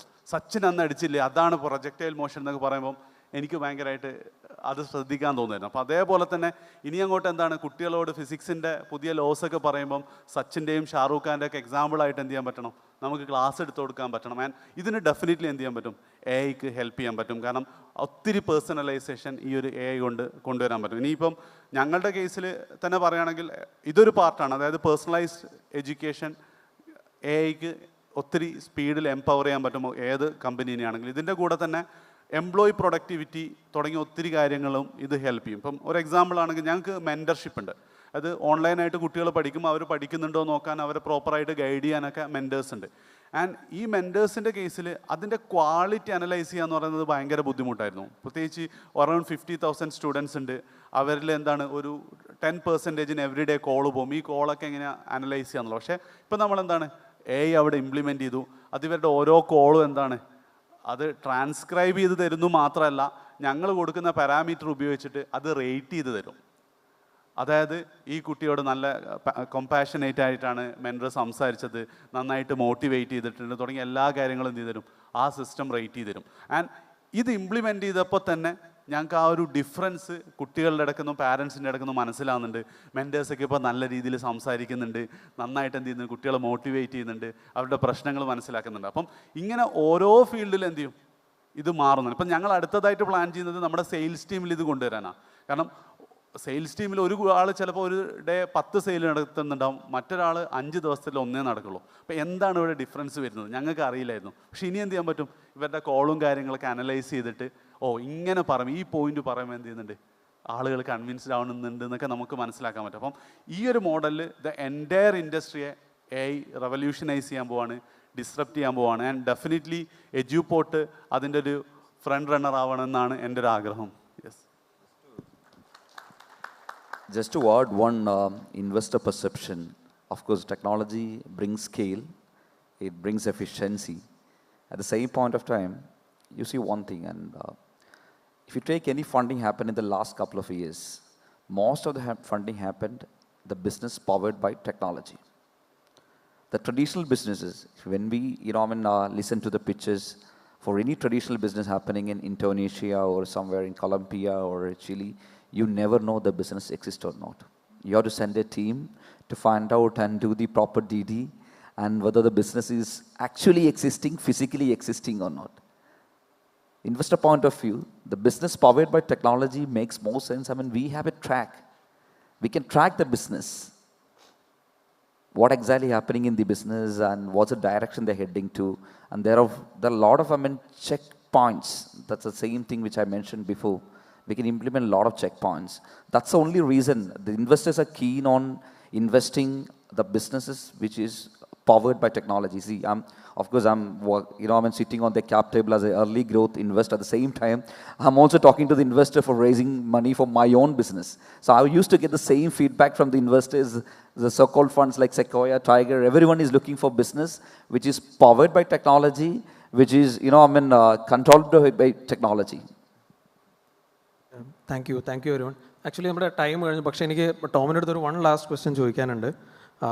Being an investor, being the director of new initiatives, JAIN University, like JAIN in the startup ഇതിലോട്ടേക്കുള്ള ഒരു contribution എന്താണ്? Like, do you have an incubation center or like what do JAIN University contribute towards the startup ecosystem of the country?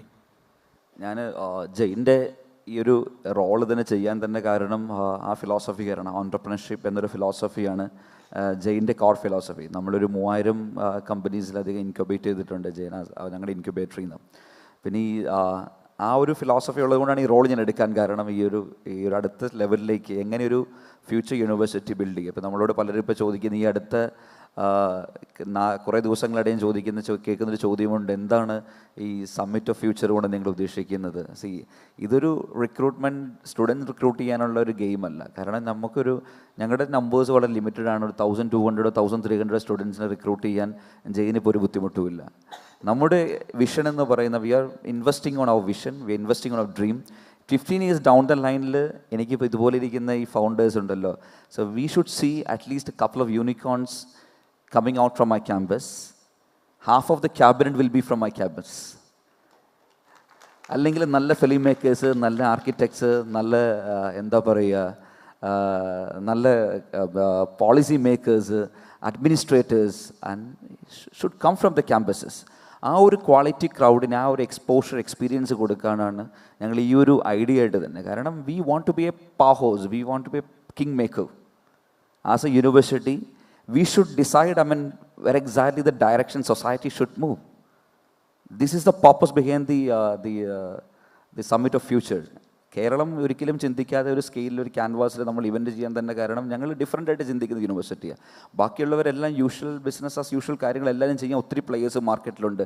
അൺയൂഷ്വലായിട്ട് അല്ലെങ്കിൽ യൂണീക്കായിട്ട് ചിന്തിക്കുന്നൊരു player ഉണ്ടെങ്കിൽ ഈ സൊസൈറ്റിയിൽ നമ്മൾ പറയുന്ന മാറ്റങ്ങൾ കൊണ്ടുവരാൻ പറ്റുള്ളൂ. I think will keep discussing this as A topic in many conferences.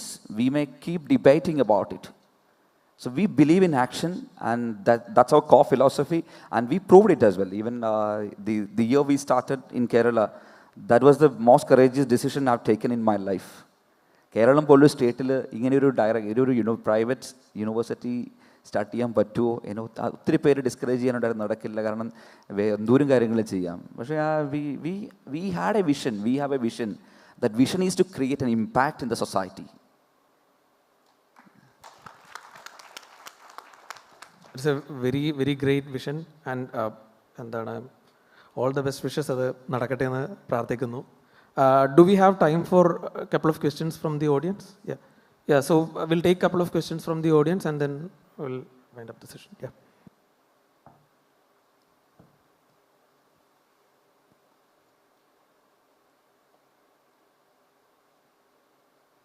ചോദ്യം ചോദിക്കുന്ന ആൾക്കാർ താല്പര്യം ഉണ്ടെങ്കിൽ ഒന്ന് കൈവക്കുകയാണെങ്കിൽ മൈക്ക് അങ്ങോട്ടേക്ക് എത്തിക്കാം.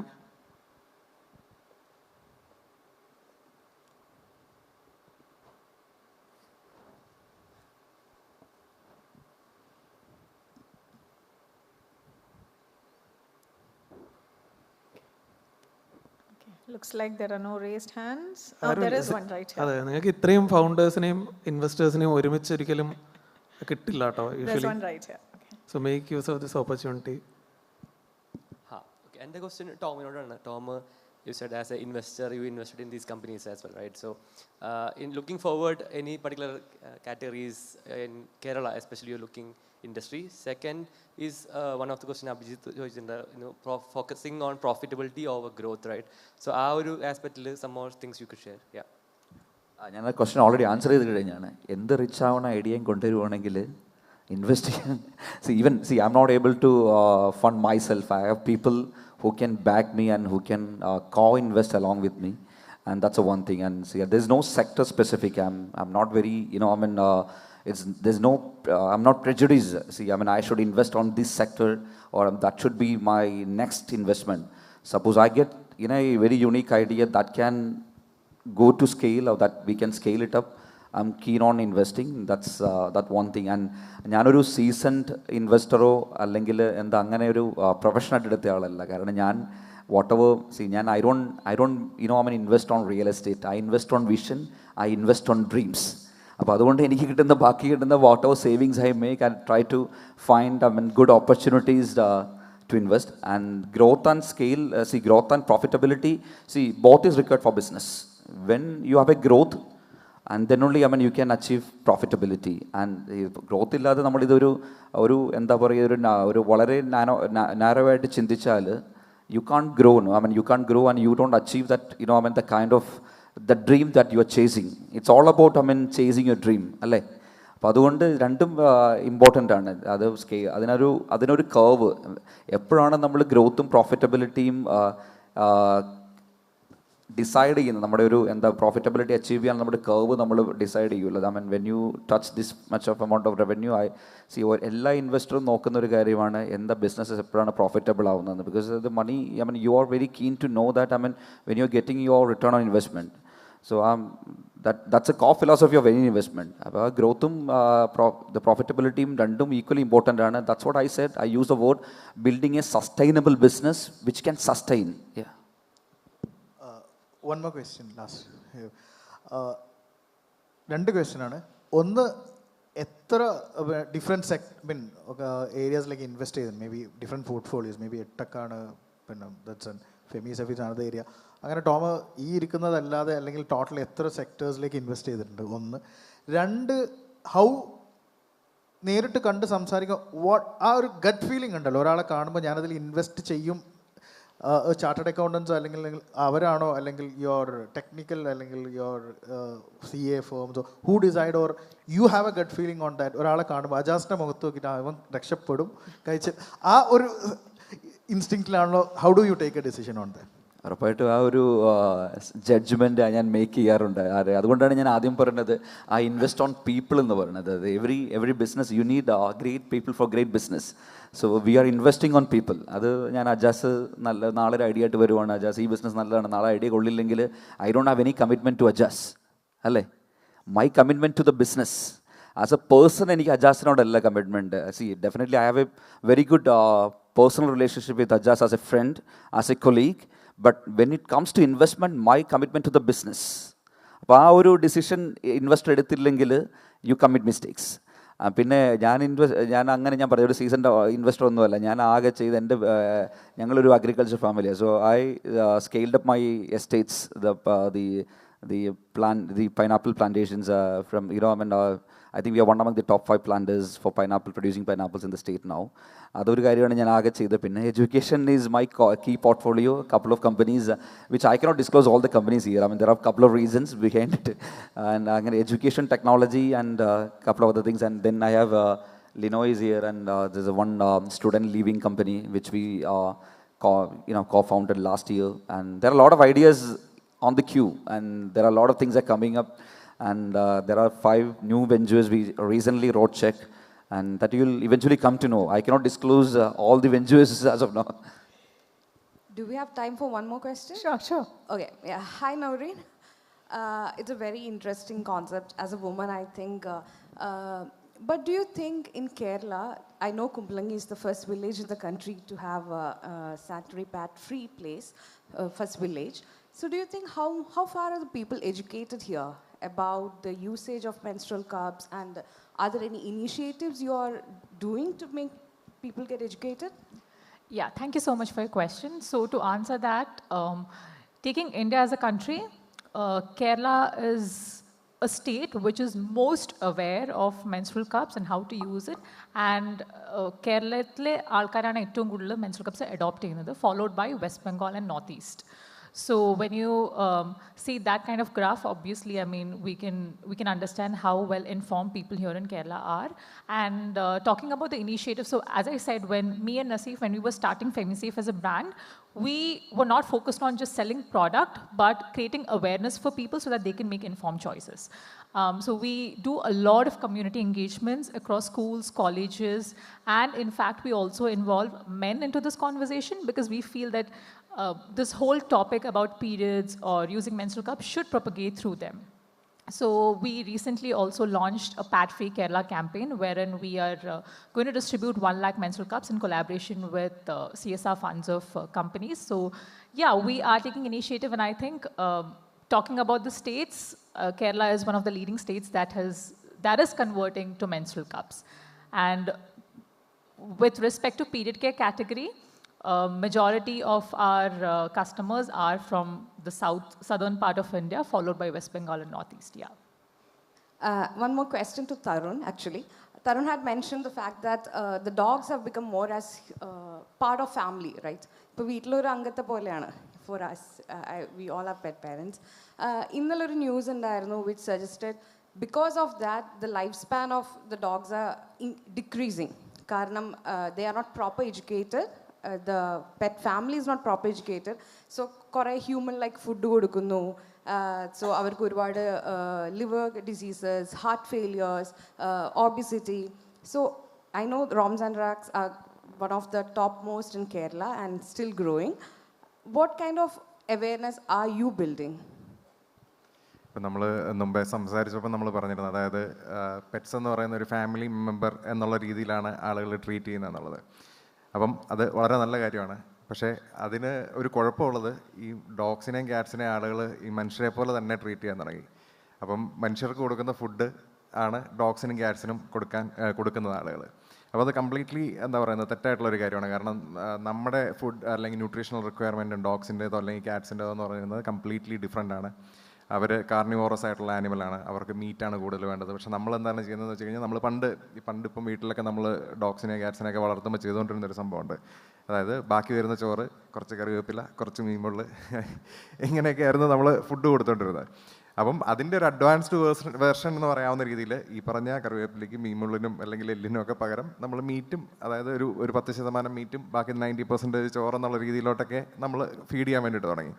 പക്ഷേ ആൾക്കാർ മനസ്സിലാക്കേണ്ട ഒരു സംഭവം എന്ന് പറഞ്ഞു കഴിഞ്ഞാൽ, ഇതിൻ്റെ ന്യൂട്രീഷണൽ റിക്വയർമെൻറ്റിനെ ഒരിക്കലും ഈ ഫുഡ് ഹാബിറ്റ് സാറ്റിസ്ഫൈ ചെയ്തില്ല.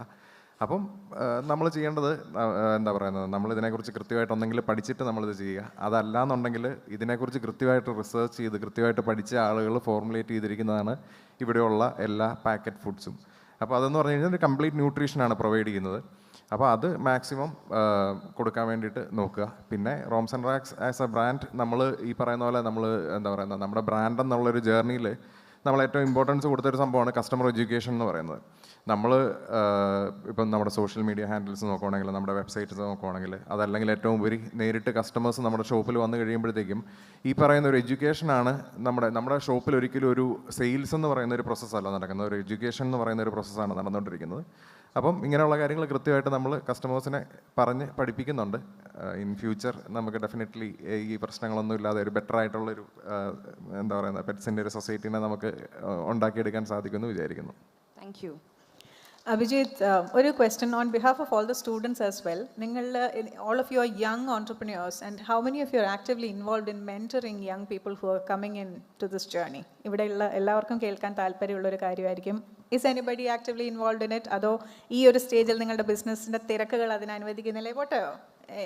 No, like usually epporu oru giving back ennulla oru time epporu maati vekkarundu.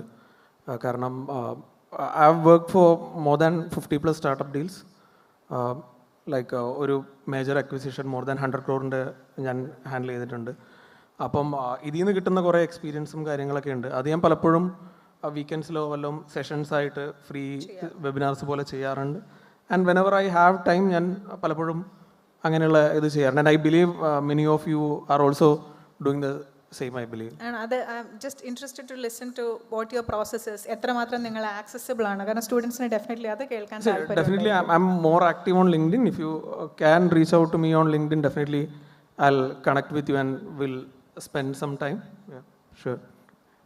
ഞങ്ങളെല്ലാവരും ഞങ്ങളുടെ നല്ലൊരു MBA പ്രോഗ്രാം ഉണ്ട്, അതിന് ജോയിൻ ചെയ്താൽ മതി. Jokes apart, okay. And I enjoy quality conversations with young founders, and we learn a lot from them as well. Even I learned a lot from these founders as well. It's all about how do you learn from their business, their practices, and see, എല്ലാ ഫൗണ്ടറും നമ്മുടെ അടുത്ത് വരുമ്പോൾ they come with a story, they come with their narration, they come with their experience.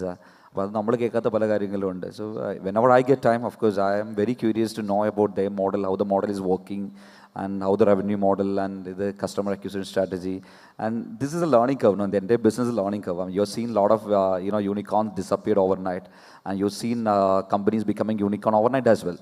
So I take it as an opportunity to meet and interact. It's all about on how extend you network with people and you learn from them. And it's a give and take policy ആണ്. ഇപ്പോൾ നമ്മൾ അങ്ങോട്ട് കൊടുക്കുന്നതിലേക്കാളും കൂടുതൽ ചിലപ്പോൾ നമുക്ക് ഇങ്ങോട്ട് കിട്ടുമായിരിക്കും. And ഏറ്റവും വലിയ കൺസ്റ്റൈൻ ടൈമാണ്. ടൈം ഉള്ളപ്പോഴെല്ലാം നമ്മളത് സ്പെൻഡ് ചെയ്യാറുണ്ട്. പിന്നെ നമ്മുടെ ഇതൊരു ജെയിൻ്റെ ഒരു പ്രാക്ടീസും ഇപ്പോൾ നമ്മളിപ്പം I'm not selling Jain, but I'm trying to emphasise what we are trying to do as a differentiator, as a player, as a university. നമ്മുടെ MBA എന്ന് പറയുന്ന you have listen to honourable speaker Shamseer പറഞ്ഞ ഒരു 4 മണിക്കൂർ class എന്ന് പറഞ്ഞാൽ നമ്മൾ 4 മണിക്കൂറിന്. കാരണം നമ്മൾ ഈ ഒരു കാര്യം ഐഡിയ ആദ്യം ഷെയർ ചെയ്തപ്പോൾ most of my teachers are coming from the traditional colleges and they use to have this 9 to 5 hours class, and which is 8 hours class, and the students are taking all the notes. ആ ഒരു system തന്നെ നമ്മൾ break ചെയ്ത് 4 hours ക്ലാസ്സിലേക്ക് കൊണ്ടുവന്നു. ഇപ്പോൾ MBA ആണെങ്കിൽ the semester 2 onwards the getting an opportunity to work as an intern with any of the companies. And the one good thing is that I have plenty of my companies and the founders, they are quite open to welcome and they nurture the young students coming from the university. That's the USP, that's the difference that we are trying to create as a part of education, as a part of holistic education.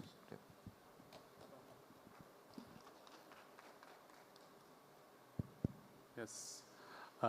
ഞാൻ 2018 startup തുടങ്ങിയപ്പം ഞങ്ങൾ നേരിടുന്ന ഒരുപാട് പ്രശ്നങ്ങൾ സ്വയം എക്സ്പീരിയൻസിലൂടെ പഠിച്ചതായിരുന്നു. അപ്പോൾ അതുകൊണ്ട് തന്നെ എൻ്റെയൊക്കെ ഏറ്റവും വലിയൊരു ആഗ്രഹമാണ് സ്റ്റാർട്ടപ്പ് തുടങ്ങണമെന്നൊക്കെ ആഗ്രഹിക്കുന്ന ആൾക്കാരെ എല്ലാ രീതിയിലും ഗൈഡ് ചെയ്യുക എന്നുള്ളത്. അതുകൊണ്ട് തന്നെ നിങ്ങൾക്ക് ലിങ്ക്ഡിനിലോ കാര്യങ്ങളോ നമ്മളെ കോൺടാക്ട് ചെയ്താൽ നമുക്ക് മാക്സിമം ഹെൽപ്പ് തരാൻ പറ്റും.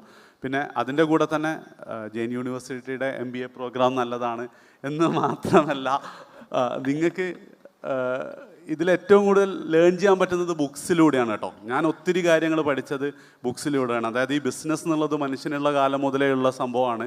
അപ്പോൾ അതിലുള്ള ഒത്തിരി പ്രോബ്ലംസ് ഓൾറെഡി സോൾവ്ഡ് ആണ്. നിങ്ങൾ ആ ബുക്കുകളെടുത്ത് വായിച്ചാൽ മാത്രം മതി. So if you are seriously considering to be an entrepreneur, definitely spend at least 2 hours reading. എന്നൊക്കെ അത് ഒരുപാട് ഹെൽപ്പ് ചെയ്തിട്ടുണ്ട്. അജാസ് സാറിനോടാണ്. അജാസ് സാറിനോടാണ്. എവിടുന്നാ കാണുന്നില്ല. Okay yes. ഞാൻ ഓൺലൈൻ അക്കാദമി തുടങ്ങാൻ ഉദ്ദേശിക്കുന്നുണ്ട്. അപ്പോൾ ഇത്തരത്തിൽ ആഗ്രഹിക്കുന്ന യൂത്തിനോട് കൊടുക്കാൻ പറ്റിയ ഏറ്റവും നല്ല അഡ്വൈസ് എന്താണ്? അതായത് ഇപ്പം ഈ ഒരു കാലഘട്ടത്തിൽ 7th to 12th ആണെങ്കിൽ ഇപ്പം തുടങ്ങണ്ട, നിങ്ങൾ അതിന് ശേഷമുള്ളതാണ്.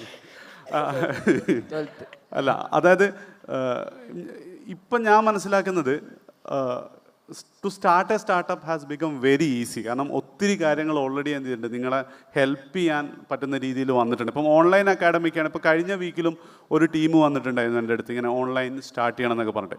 അപ്പോൾ അവരിങ്ങനെ ഇത്ര എക്സ്പെൻസ് ആവും, ഓൾമോസ്റ്റ് 20 lakh ഞങ്ങൾ ആപ്പ് ഡെവലപ്പ് ചെയ്യാൻ വേണ്ടിയിട്ട് സ്പെൻഡ് ചെയ്യണം, ഞങ്ങളൊരു ഡെവലപ്പറൊക്കെ കണ്ടിട്ടുണ്ടെന്ന് പറഞ്ഞു. അപ്പം ശരിക്കും അപ്പം ഞാൻ അവരോട് ആദ്യം പറഞ്ഞത്, നിങ്ങൾക്ക് ഉറപ്പുണ്ടോ ഈ ഒരു ഇത് 100% സക്സസ്ഫുൾ ആവും? അല്ല, അങ്ങനെയില്ല, പക്ഷേ ചെയ്തു നോക്കിയാൽ പറ്റുമെന്നാണ് തോന്നുന്നത്. അങ്ങനത്തെ കേസസിലൊക്കെ ഓൾറെഡി പ്ലാറ്റ്ഫോംസ് ഉണ്ട്. ഇപ്പോൾ ബെൻസൻ്റെ അടുത്ത് ഓൾറെഡി പ്ലാറ്റ്ഫോം ഉണ്ട്. അതേപോലെ ക്ലാസ് പ്ലസ്, ടെസ്റ്റ് പ്ലസ് എന്നൊക്കെ പറഞ്ഞാൽ ഒത്തിരി പ്ലാറ്റ്ഫോംസ് ഉണ്ട്. നിങ്ങൾക്ക് ഓൺലൈനായിട്ട് ക്ലാസ് കൊടുക്കാം. ജസ്റ്റ് പ്ലഗ് ആൻഡ് പ്ലേ ആണ്. നിങ്ങൾ ചെറിയൊരു എമൗണ്ട് കൊടുത്താൽ നിങ്ങൾക്ക് എന്ത് ചെയ്യാൻ പറ്റും, അത് യൂസ് ചെയ്ത് തുടങ്ങാൻ പറ്റും. എന്നിട്ട് നിങ്ങൾ ക്ലാസ്സസ് കൊടുത്ത് ട്രാക്ഷൻ കിട്ടുകയാണെങ്കിൽ പിന്നെ നിങ്ങൾക്ക് സ്വന്തമായിട്ട് ആപ്പ് ഡെവലപ്പ് ചെയ്യുന്ന രീതിയിലേക്കൊക്കെ പോകാം. ഞങ്ങൾ അങ്ങനെയായിരുന്നു തുടങ്ങിയത്. അപ്പം ഒത്തിരി കാര്യം അവിടെ സ്പെൻഡ് ചെയ്യേണ്ടതെന്നാണ് ഒന്നാമത്തെ കാര്യം. രണ്ടാമത്തെ കാര്യം, പൊതുവേ സ്റ്റാർട്ടപ്സ് തുടങ്ങുമ്പോൾ അവർ ചെയ്യുന്നത് they invest a lot on offices and all. പക്ഷേ ഞങ്ങൾ മിക്കവാറും ആൾക്കാർ സ്വന്തം വീട്ടിൽ നിന്ന് തുടങ്ങിയ ആൾക്കാരാണ്. ഞാൻ ഓൾമോസ്റ്റ് 2 years കോ വർക്കിംഗ് സ്പേസിലായിരുന്നു. അപ്പോൾ അവിടെയൊക്കെ നമുക്ക് ബേൺ ഭയങ്കരമായിട്ട് കുറക്കാൻ പറ്റും. And third thing, if you R starting an online, definitely you should start with YouTube. അതായത് യൂട്യൂബിൽ നിങ്ങൾ ഫ്രീ ആയിട്ട് കണ്ടൻറ്റ് കൊടുത്തിട്ട് അത് കാണാൻ ആളില്ലെങ്കിൽ നിങ്ങൾ പൈസ വാങ്ങുമ്പം പർച്ചേസ് ചെയ്യാൻ ആളുണ്ടാവണമെന്നില്ല. ഇപ്പം ഞങ്ങളൊക്കെ തുടങ്ങിയത് ഓൾമോസ്റ്റ് ആ ഒരു രീതിയിൽ തന്നെയായിരുന്നു. ഫ്രീ കണ്ടൻറ്റ്, ഇപ്പം ഫിസിക്സ് വാലയുടെ കേസൊക്കെ അതുപോലെ തന്നെയാണ്. ഫ്രീ കണ്ടൻറ്റ് കൊടുത്തു നോക്കുക. If there is good viewers, definitely നിങ്ങൾക്ക് അവരെന്ത് ചെയ്യാൻ പറ്റും, മോണിറ്റൈസ് ചെയ്യാൻ പറ്റും. ഈ 3 കാര്യങ്ങളാണ് എനിക്ക് പറയാനുള്ളത്. Hello Benson. ബെൻസൻ്റെ കരിയർ സ്റ്റാർട്ട് ചെയ്തത്, ഇൻകം ഏൺ ചെയ്യാൻ തുടങ്ങിയത് ഡിഗ്രി ടൈമിലാണ്. അത് എത്രത്തോളം ബിസിനസ്സിനെ ഹെൽപ്പ് ചെയ്തു? രാവിലെ ഷംസീറും ഇപ്പം ടോമും അഡ്രസ്സ് ചെയ്ത ക്വസ്റ്റ്യൻ തന്നെയാണ്. ഷംസീർ പറഞ്ഞു പഠിക്കുമ്പോൾ തന്നെ ഇൻകം ഏൺ ചെയ്യാൻ തുടങ്ങണമെന്ന്. അപ്പം ബെൻസനെ അത് എത്രത്തോളം ഹെൽപ്പ് ചെയ്തിട്ടുണ്ട് ഇത്രയൊരു ഒരു എട്ടെക്കിലേക്ക് എത്താൻ? ആക്ച്വലി വളരെ നല്ലൊരു ക്വസ്റ്റ്യൻ ആണ്. ഇൻഫാക്ട് ഞാൻ പറയും, one of my biggest advantage that I had is that I played with a lot of money and lost a lot of money. അതായത് കോളേജിൽ പഠിക്കുന്ന സമയത്ത് തന്നെ ഈ കാര്യങ്ങളൊക്കെ ചെയ്ത് അത്യാവശ്യം നല്ല പൈസ വരുന്നുണ്ടായിരുന്നു. അപ്പോൾ ആ പൈസ കൊണ്ട് ഞാൻ അന്ന് ഫോൺ മേടിച്ചു, ബൈക്ക് മേടിച്ചു, ട്രാവൽ ചെയ്തു, ട്രിപ്പ് ചെയ്തു, തിരിച്ചു വന്നു, പൈസ കളഞ്ഞു. പിന്നെ കുറേ പൈസ വരുമ്പോൾ കുറേ കാര്യങ്ങൾ നമ്മൾ വിചാരിക്കും പുതിയ ഓഫീസ് എടുക്കാം, അജാസ് പറഞ്ഞ പോലെ വലിയ ഓഫീസ് എടുക്കുക, വലിയ കാര്യങ്ങൾ എടുക്കുക, അങ്ങനെ കുറേ കാര്യങ്ങളൊക്കെ ചെയ്തിട്ടുണ്ടായിരുന്നു കോളേജിൽ. പക്ഷേ ഓവർ ദാറ്റ് നമ്മൾ സീരിയസ് ആയിട്ട്, ഇപ്പോൾ ഞാൻ ജോലി ചെയ്യുമ്പോൾ നല്ല സാലറി ഉണ്ടായിരുന്നു, ബട്ട് സാലറിയിലെ പൈസ അല്ല ഞാൻ MEDPG ഇൻവെസ്റ്റ് ചെയ്തത്. അപ്പം അത് ലോൺ എടുത്തിട്ടാണ് നമ്മൾ ഫസ്റ്റ് സ്റ്റാർട്ട് ചെയ്യുന്നത്. MEDPG 30 lakhs ലോണായിരുന്നു. അപ്പോൾ ആ 30 lakhs ലോൺ എടുക്കുമ്പോൾ ഏറ്റവും വലിയ അഡ്വാൻറ്റേജ് എനിക്കുണ്ടായിരുന്നത് ആ പൈസ 12 മാസം കൊണ്ട് എങ്ങനെ സ്പെൻഡ് ചെയ്യണം. Cash flow management is the oxygen of A business. നമുക്കൊരു പൈസ ഒരു 6 മാസം കഴിഞ്ഞ് വരില്ല എന്ന് പറഞ്ഞാൽ നമുക്ക് ലോൺ എടുക്കാം, നമുക്ക് ടൈമുണ്ട്, പൈസ ഇല്ലെങ്കിൽ ലോൺ എടുക്കാം. പക്ഷേ ഓടിക്കൊണ്ടിരിക്കുന്ന ബിസിനസ്സിൽ ക്യാഷ് ഫ്ലോ ഇല്ലെങ്കിൽ അത് അന്ന് സഡൻ ബ്രേക്കുകൾ സ്റ്റോപ്പ് ചെയ്യും. അപ്പോൾ ഈ ക്യാഷ് ഫ്ലോ മാനേജ്മെൻറ്റ് എന്ന് പറയുന്ന ആ ഒരു കോർ സ്കിൽ ഞാൻ പഠിച്ചത് ഈ കോളേജ് മുതൽ ഈ ആദ്യത്തെ 4-5 സാധനം ചെയ്ത് അത് തോറ്റപ്പോഴാണ്. പിന്നെ അതിൽ ഏറ്റവും വലിയൊരു പോയിന്റ് എന്ന് വെച്ച് കഴിഞ്ഞാൽ, ഞാൻ MEDPG സ്റ്റാർട്ട് ചെയ്തപ്പോൾ ഞാൻ ആക്ച്വലി ഒരു പുതിയ ഓഫീസ് എടുത്തില്ല. ഓക്കെ, പുതിയ സ്ഥലങ്ങൾ മേടിച്ചിട്ടില്ല. പ്രിൻ്റർ, നോട്ട് പ്രിൻ്റ് ചെയ്യാനുള്ള പ്രിൻ്റർ മേടിച്ചത് സെക്കൻഡ് ഹാൻഡാണ്, പുതിയ പ്രിൻ്റർ മേടിച്ചില്ല. അതേപോലെ ഓഫീസിൽ സ്റ്റാഫിന് വേണ്ടി ഇരിക്കാനുള്ള ഓഫീസ് വെച്ചാൽ നമ്മുടെ ഒരു ക്യാമ്പസിൻ്റെ തന്നെ ബാക്കിലുള്ള സാധനം ഒരു പ്ലൈവുഡിൻ്റെ സാധനം കൊണ്ട് അടിച്ചിട്ട് ഒരു ഓഫീസാക്കുകയാണ് ചെയ്തത്. അവിടുത്തെ ടേബിൾസ് ഞാൻ അവിടുത്തെ ലോക്കൽ കൊച്ചിയിലത്തെ സെക്കൻഡ് ഹാൻഡ് ഫർണിച്ചർ മാർക്കറ്റിൽ പോയി ഫർണിച്ചർ 2000 രൂപയ്ക്കോ 3000 രൂപയ്ക്കോ കണ്ട് 4 ടേബിൾ മേടിക്കുകയാണ് ചെയ്തത്. അതും പിന്നെ അത് കഴിഞ്ഞിട്ട് കുറച്ചുകൂടെ ഭംഗി വേണമെന്ന് അവർ പറഞ്ഞപ്പോൾ ഓൺലൈനിൽ ആമസോണിൻ്റെ മറ്റേ അസംബ്ലി ഫർണിച്ചറില്ലേ, ഐക്യ പോലത്തെ അങ്ങനത്തെ ഫർണിച്ചർ വെച്ചിട്ടാണ് ഓഫീസ് സെറ്റ് ചെയ്തത്. ഒരു ഫസ്റ്റ് ഓഫീസ് ഞാൻ സെറ്റ് ചെയ്തത് എൻ്റെ ടേൺ ഓവർ 10 CR ക്രോസ് ചെയ്തതിന് ശേഷമാണ്. That too in Bangalore. When I felt that my clients and my people who are coming to see me as a person needs to have that address എന്ന് തോന്നിയപ്പോഴാണ് ആദ്യമായിട്ട് ബാംഗ്ലൂർ പോയി മാനന്ത tech പാർക്കിൽ, അതും sales ടീമിനെ കിട്ടാനാണ്. കാരണം ബിക്കോസ് ഞങ്ങളുടെ സെയിൽസ് എന്ന് പറയുന്നത് ഡോക്ടേഴ്സിനോടാണ്. അപ്പോൾ അവരോട് സംസാരിക്കുമ്പോൾ എനിക്ക് ഒരു എൻട്രി ലെവൽ BCom ഓർ ഗ്രാജുവേറ്റിൽ ഒരു 20,000 സാലറിയിൽ പറ്റില്ല. I want to get doctors to talk to doctors. So I hired doctors for my sales team. അപ്പോൾ അവർ വരുമ്പോൾ I had to give them a very good place to come, feel comfortable and feel proud about themselves. ആ സമയത്താണ് ഞാൻ ബാംഗ്ലൂർ പോയിട്ട് മാനന്ത tech പാർക്കിനകത്ത് ഒരു office എടുത്ത് അവർ address വെച്ച് MEDPG എന്ന് ബോർഡ് വെച്ചു. അതുവരെ, അതായത് എൻ്റെ കൊച്ചിൻ, കോയമ്പത്തൂർ, ചെന്നൈ, ഹൈദരാബാദ്, ബാംഗ്ലൂർ ഈ 5 ക്യാമ്പസ് സ്റ്റാർട്ട് ചെയ്യുന്നിടം വരെയും MEDPGക്ക് ഒരു ഓഫീസ് ഇല്ല. That is just somewhere around. അതിൻ്റെ ഇൻവെസ്റ്റ്മെൻറ്റ് കിട്ടിയതിന് ശേഷമാണ് office. So cash flow management എന്ന് പറയുന്ന ആ ഒരു core principle four business success 100% കോളേജിൽ നിന്നുള്ള എക്സ്പീരിയൻസ് നിന്ന് കിട്ടിയതാണ്. പിന്നെ കോളേജിൽ ഇവൻറ്റ് മാനേജ് ചെയ്ത്, അതായത് നമ്മൾ അറിയാമല്ലോ, നമ്മൾ ഇവൻറ്റ് തുടങ്ങുമ്പോൾ നമ്മുടെ പൈസ ഉണ്ടാവില്ല, സ്പോൺസർഷിപ്പ് പിടിക്കും, കാശ് തരാമെന്ന് പറയും, കാശ് ഉണ്ടാവില്ല. അപ്പോൾ ഉള്ള പൈസ വെച്ചിട്ട് നമ്മൾ ഇവൻറ്റ് നടത്തണം. അപ്പോൾ ആ എക്സ്പീരിയൻസിൽ നിന്നാണ് ആക്ച്വലി ക്യാഷ് ഫ്ലോ പഠിച്ചത്.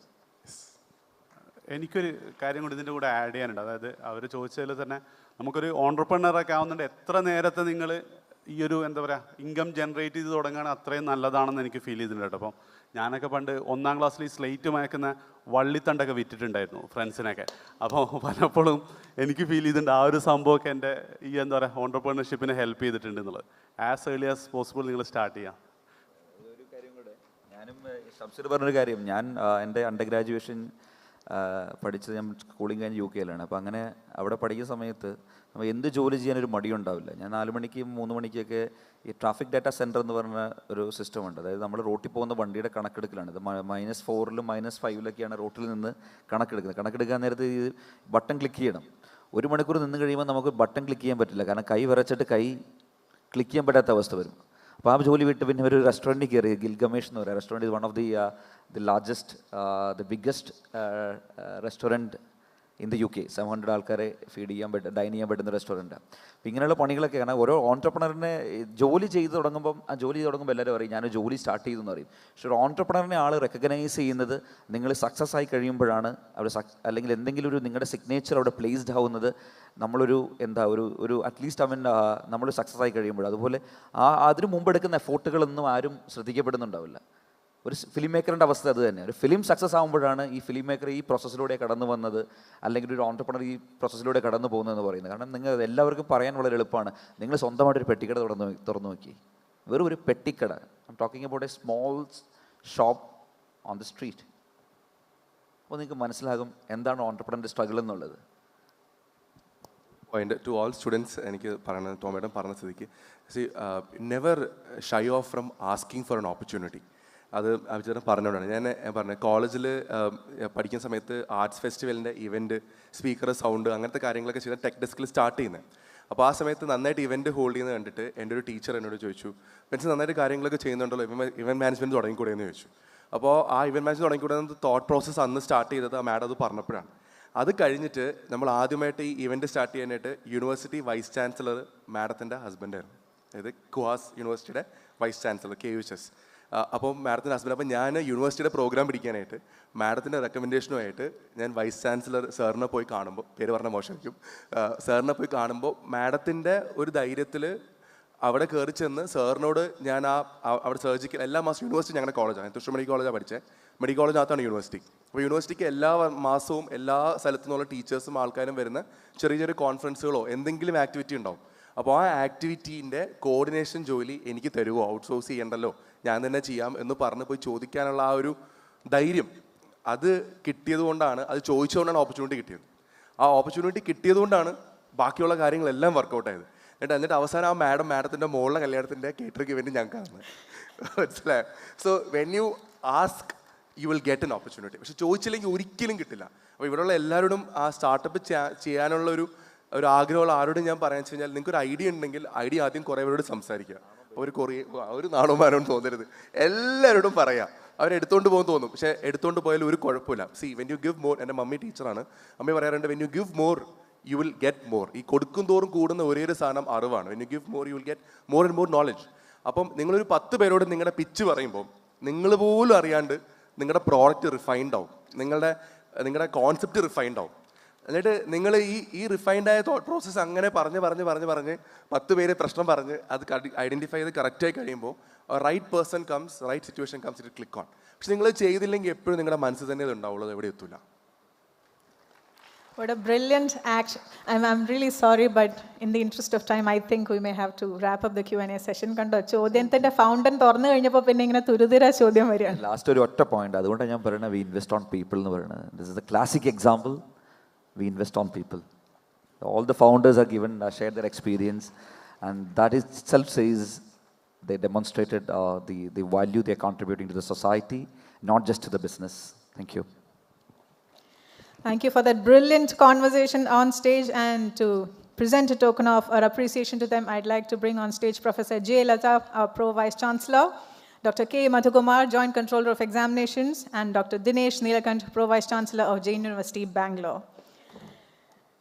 What an invigorating conversation. It has been diverse sectors, so many stories, but there was a common element that tied them all together, and that was the courage they all had to take risks, to ask for opportunities, and get things done. Thank you for sharing your success stories with us and inspiring our students. Memento is now being presented to Dr. Tom Joseph, Edupreneur.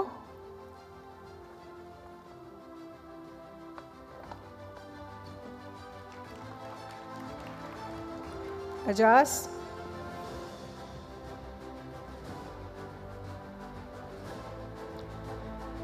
Dr. Benson.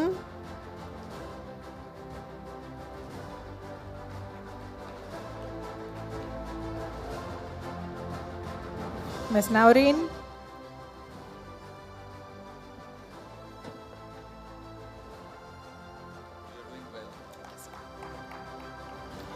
And finally, our moderator, CA Abhijith Preman.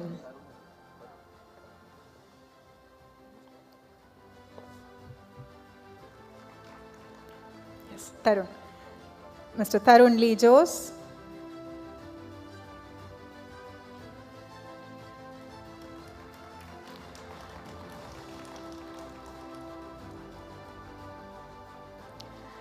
We request all of you to step up for a group photograph. We want to capture this moment. Yes. What a brilliant point that concluded this session, a very actionable point for all of you. To crystallize your pitch, what you want to do by going on saying it. Say to one person, 2 person, 3 people, keep doing it and it gets crystallized in your own mind. അതുപോലെ കൊടുക്കുന്തോറും കൂടുന്ന ധനം അറിവ്. അങ്ങനെ 2 മികച്ച കാര്യങ്ങളുമായാണ് നമ്മുടെ ഈ session അവസാനിച്ചിരിക്കുന്നത്. Thank you for that conversation.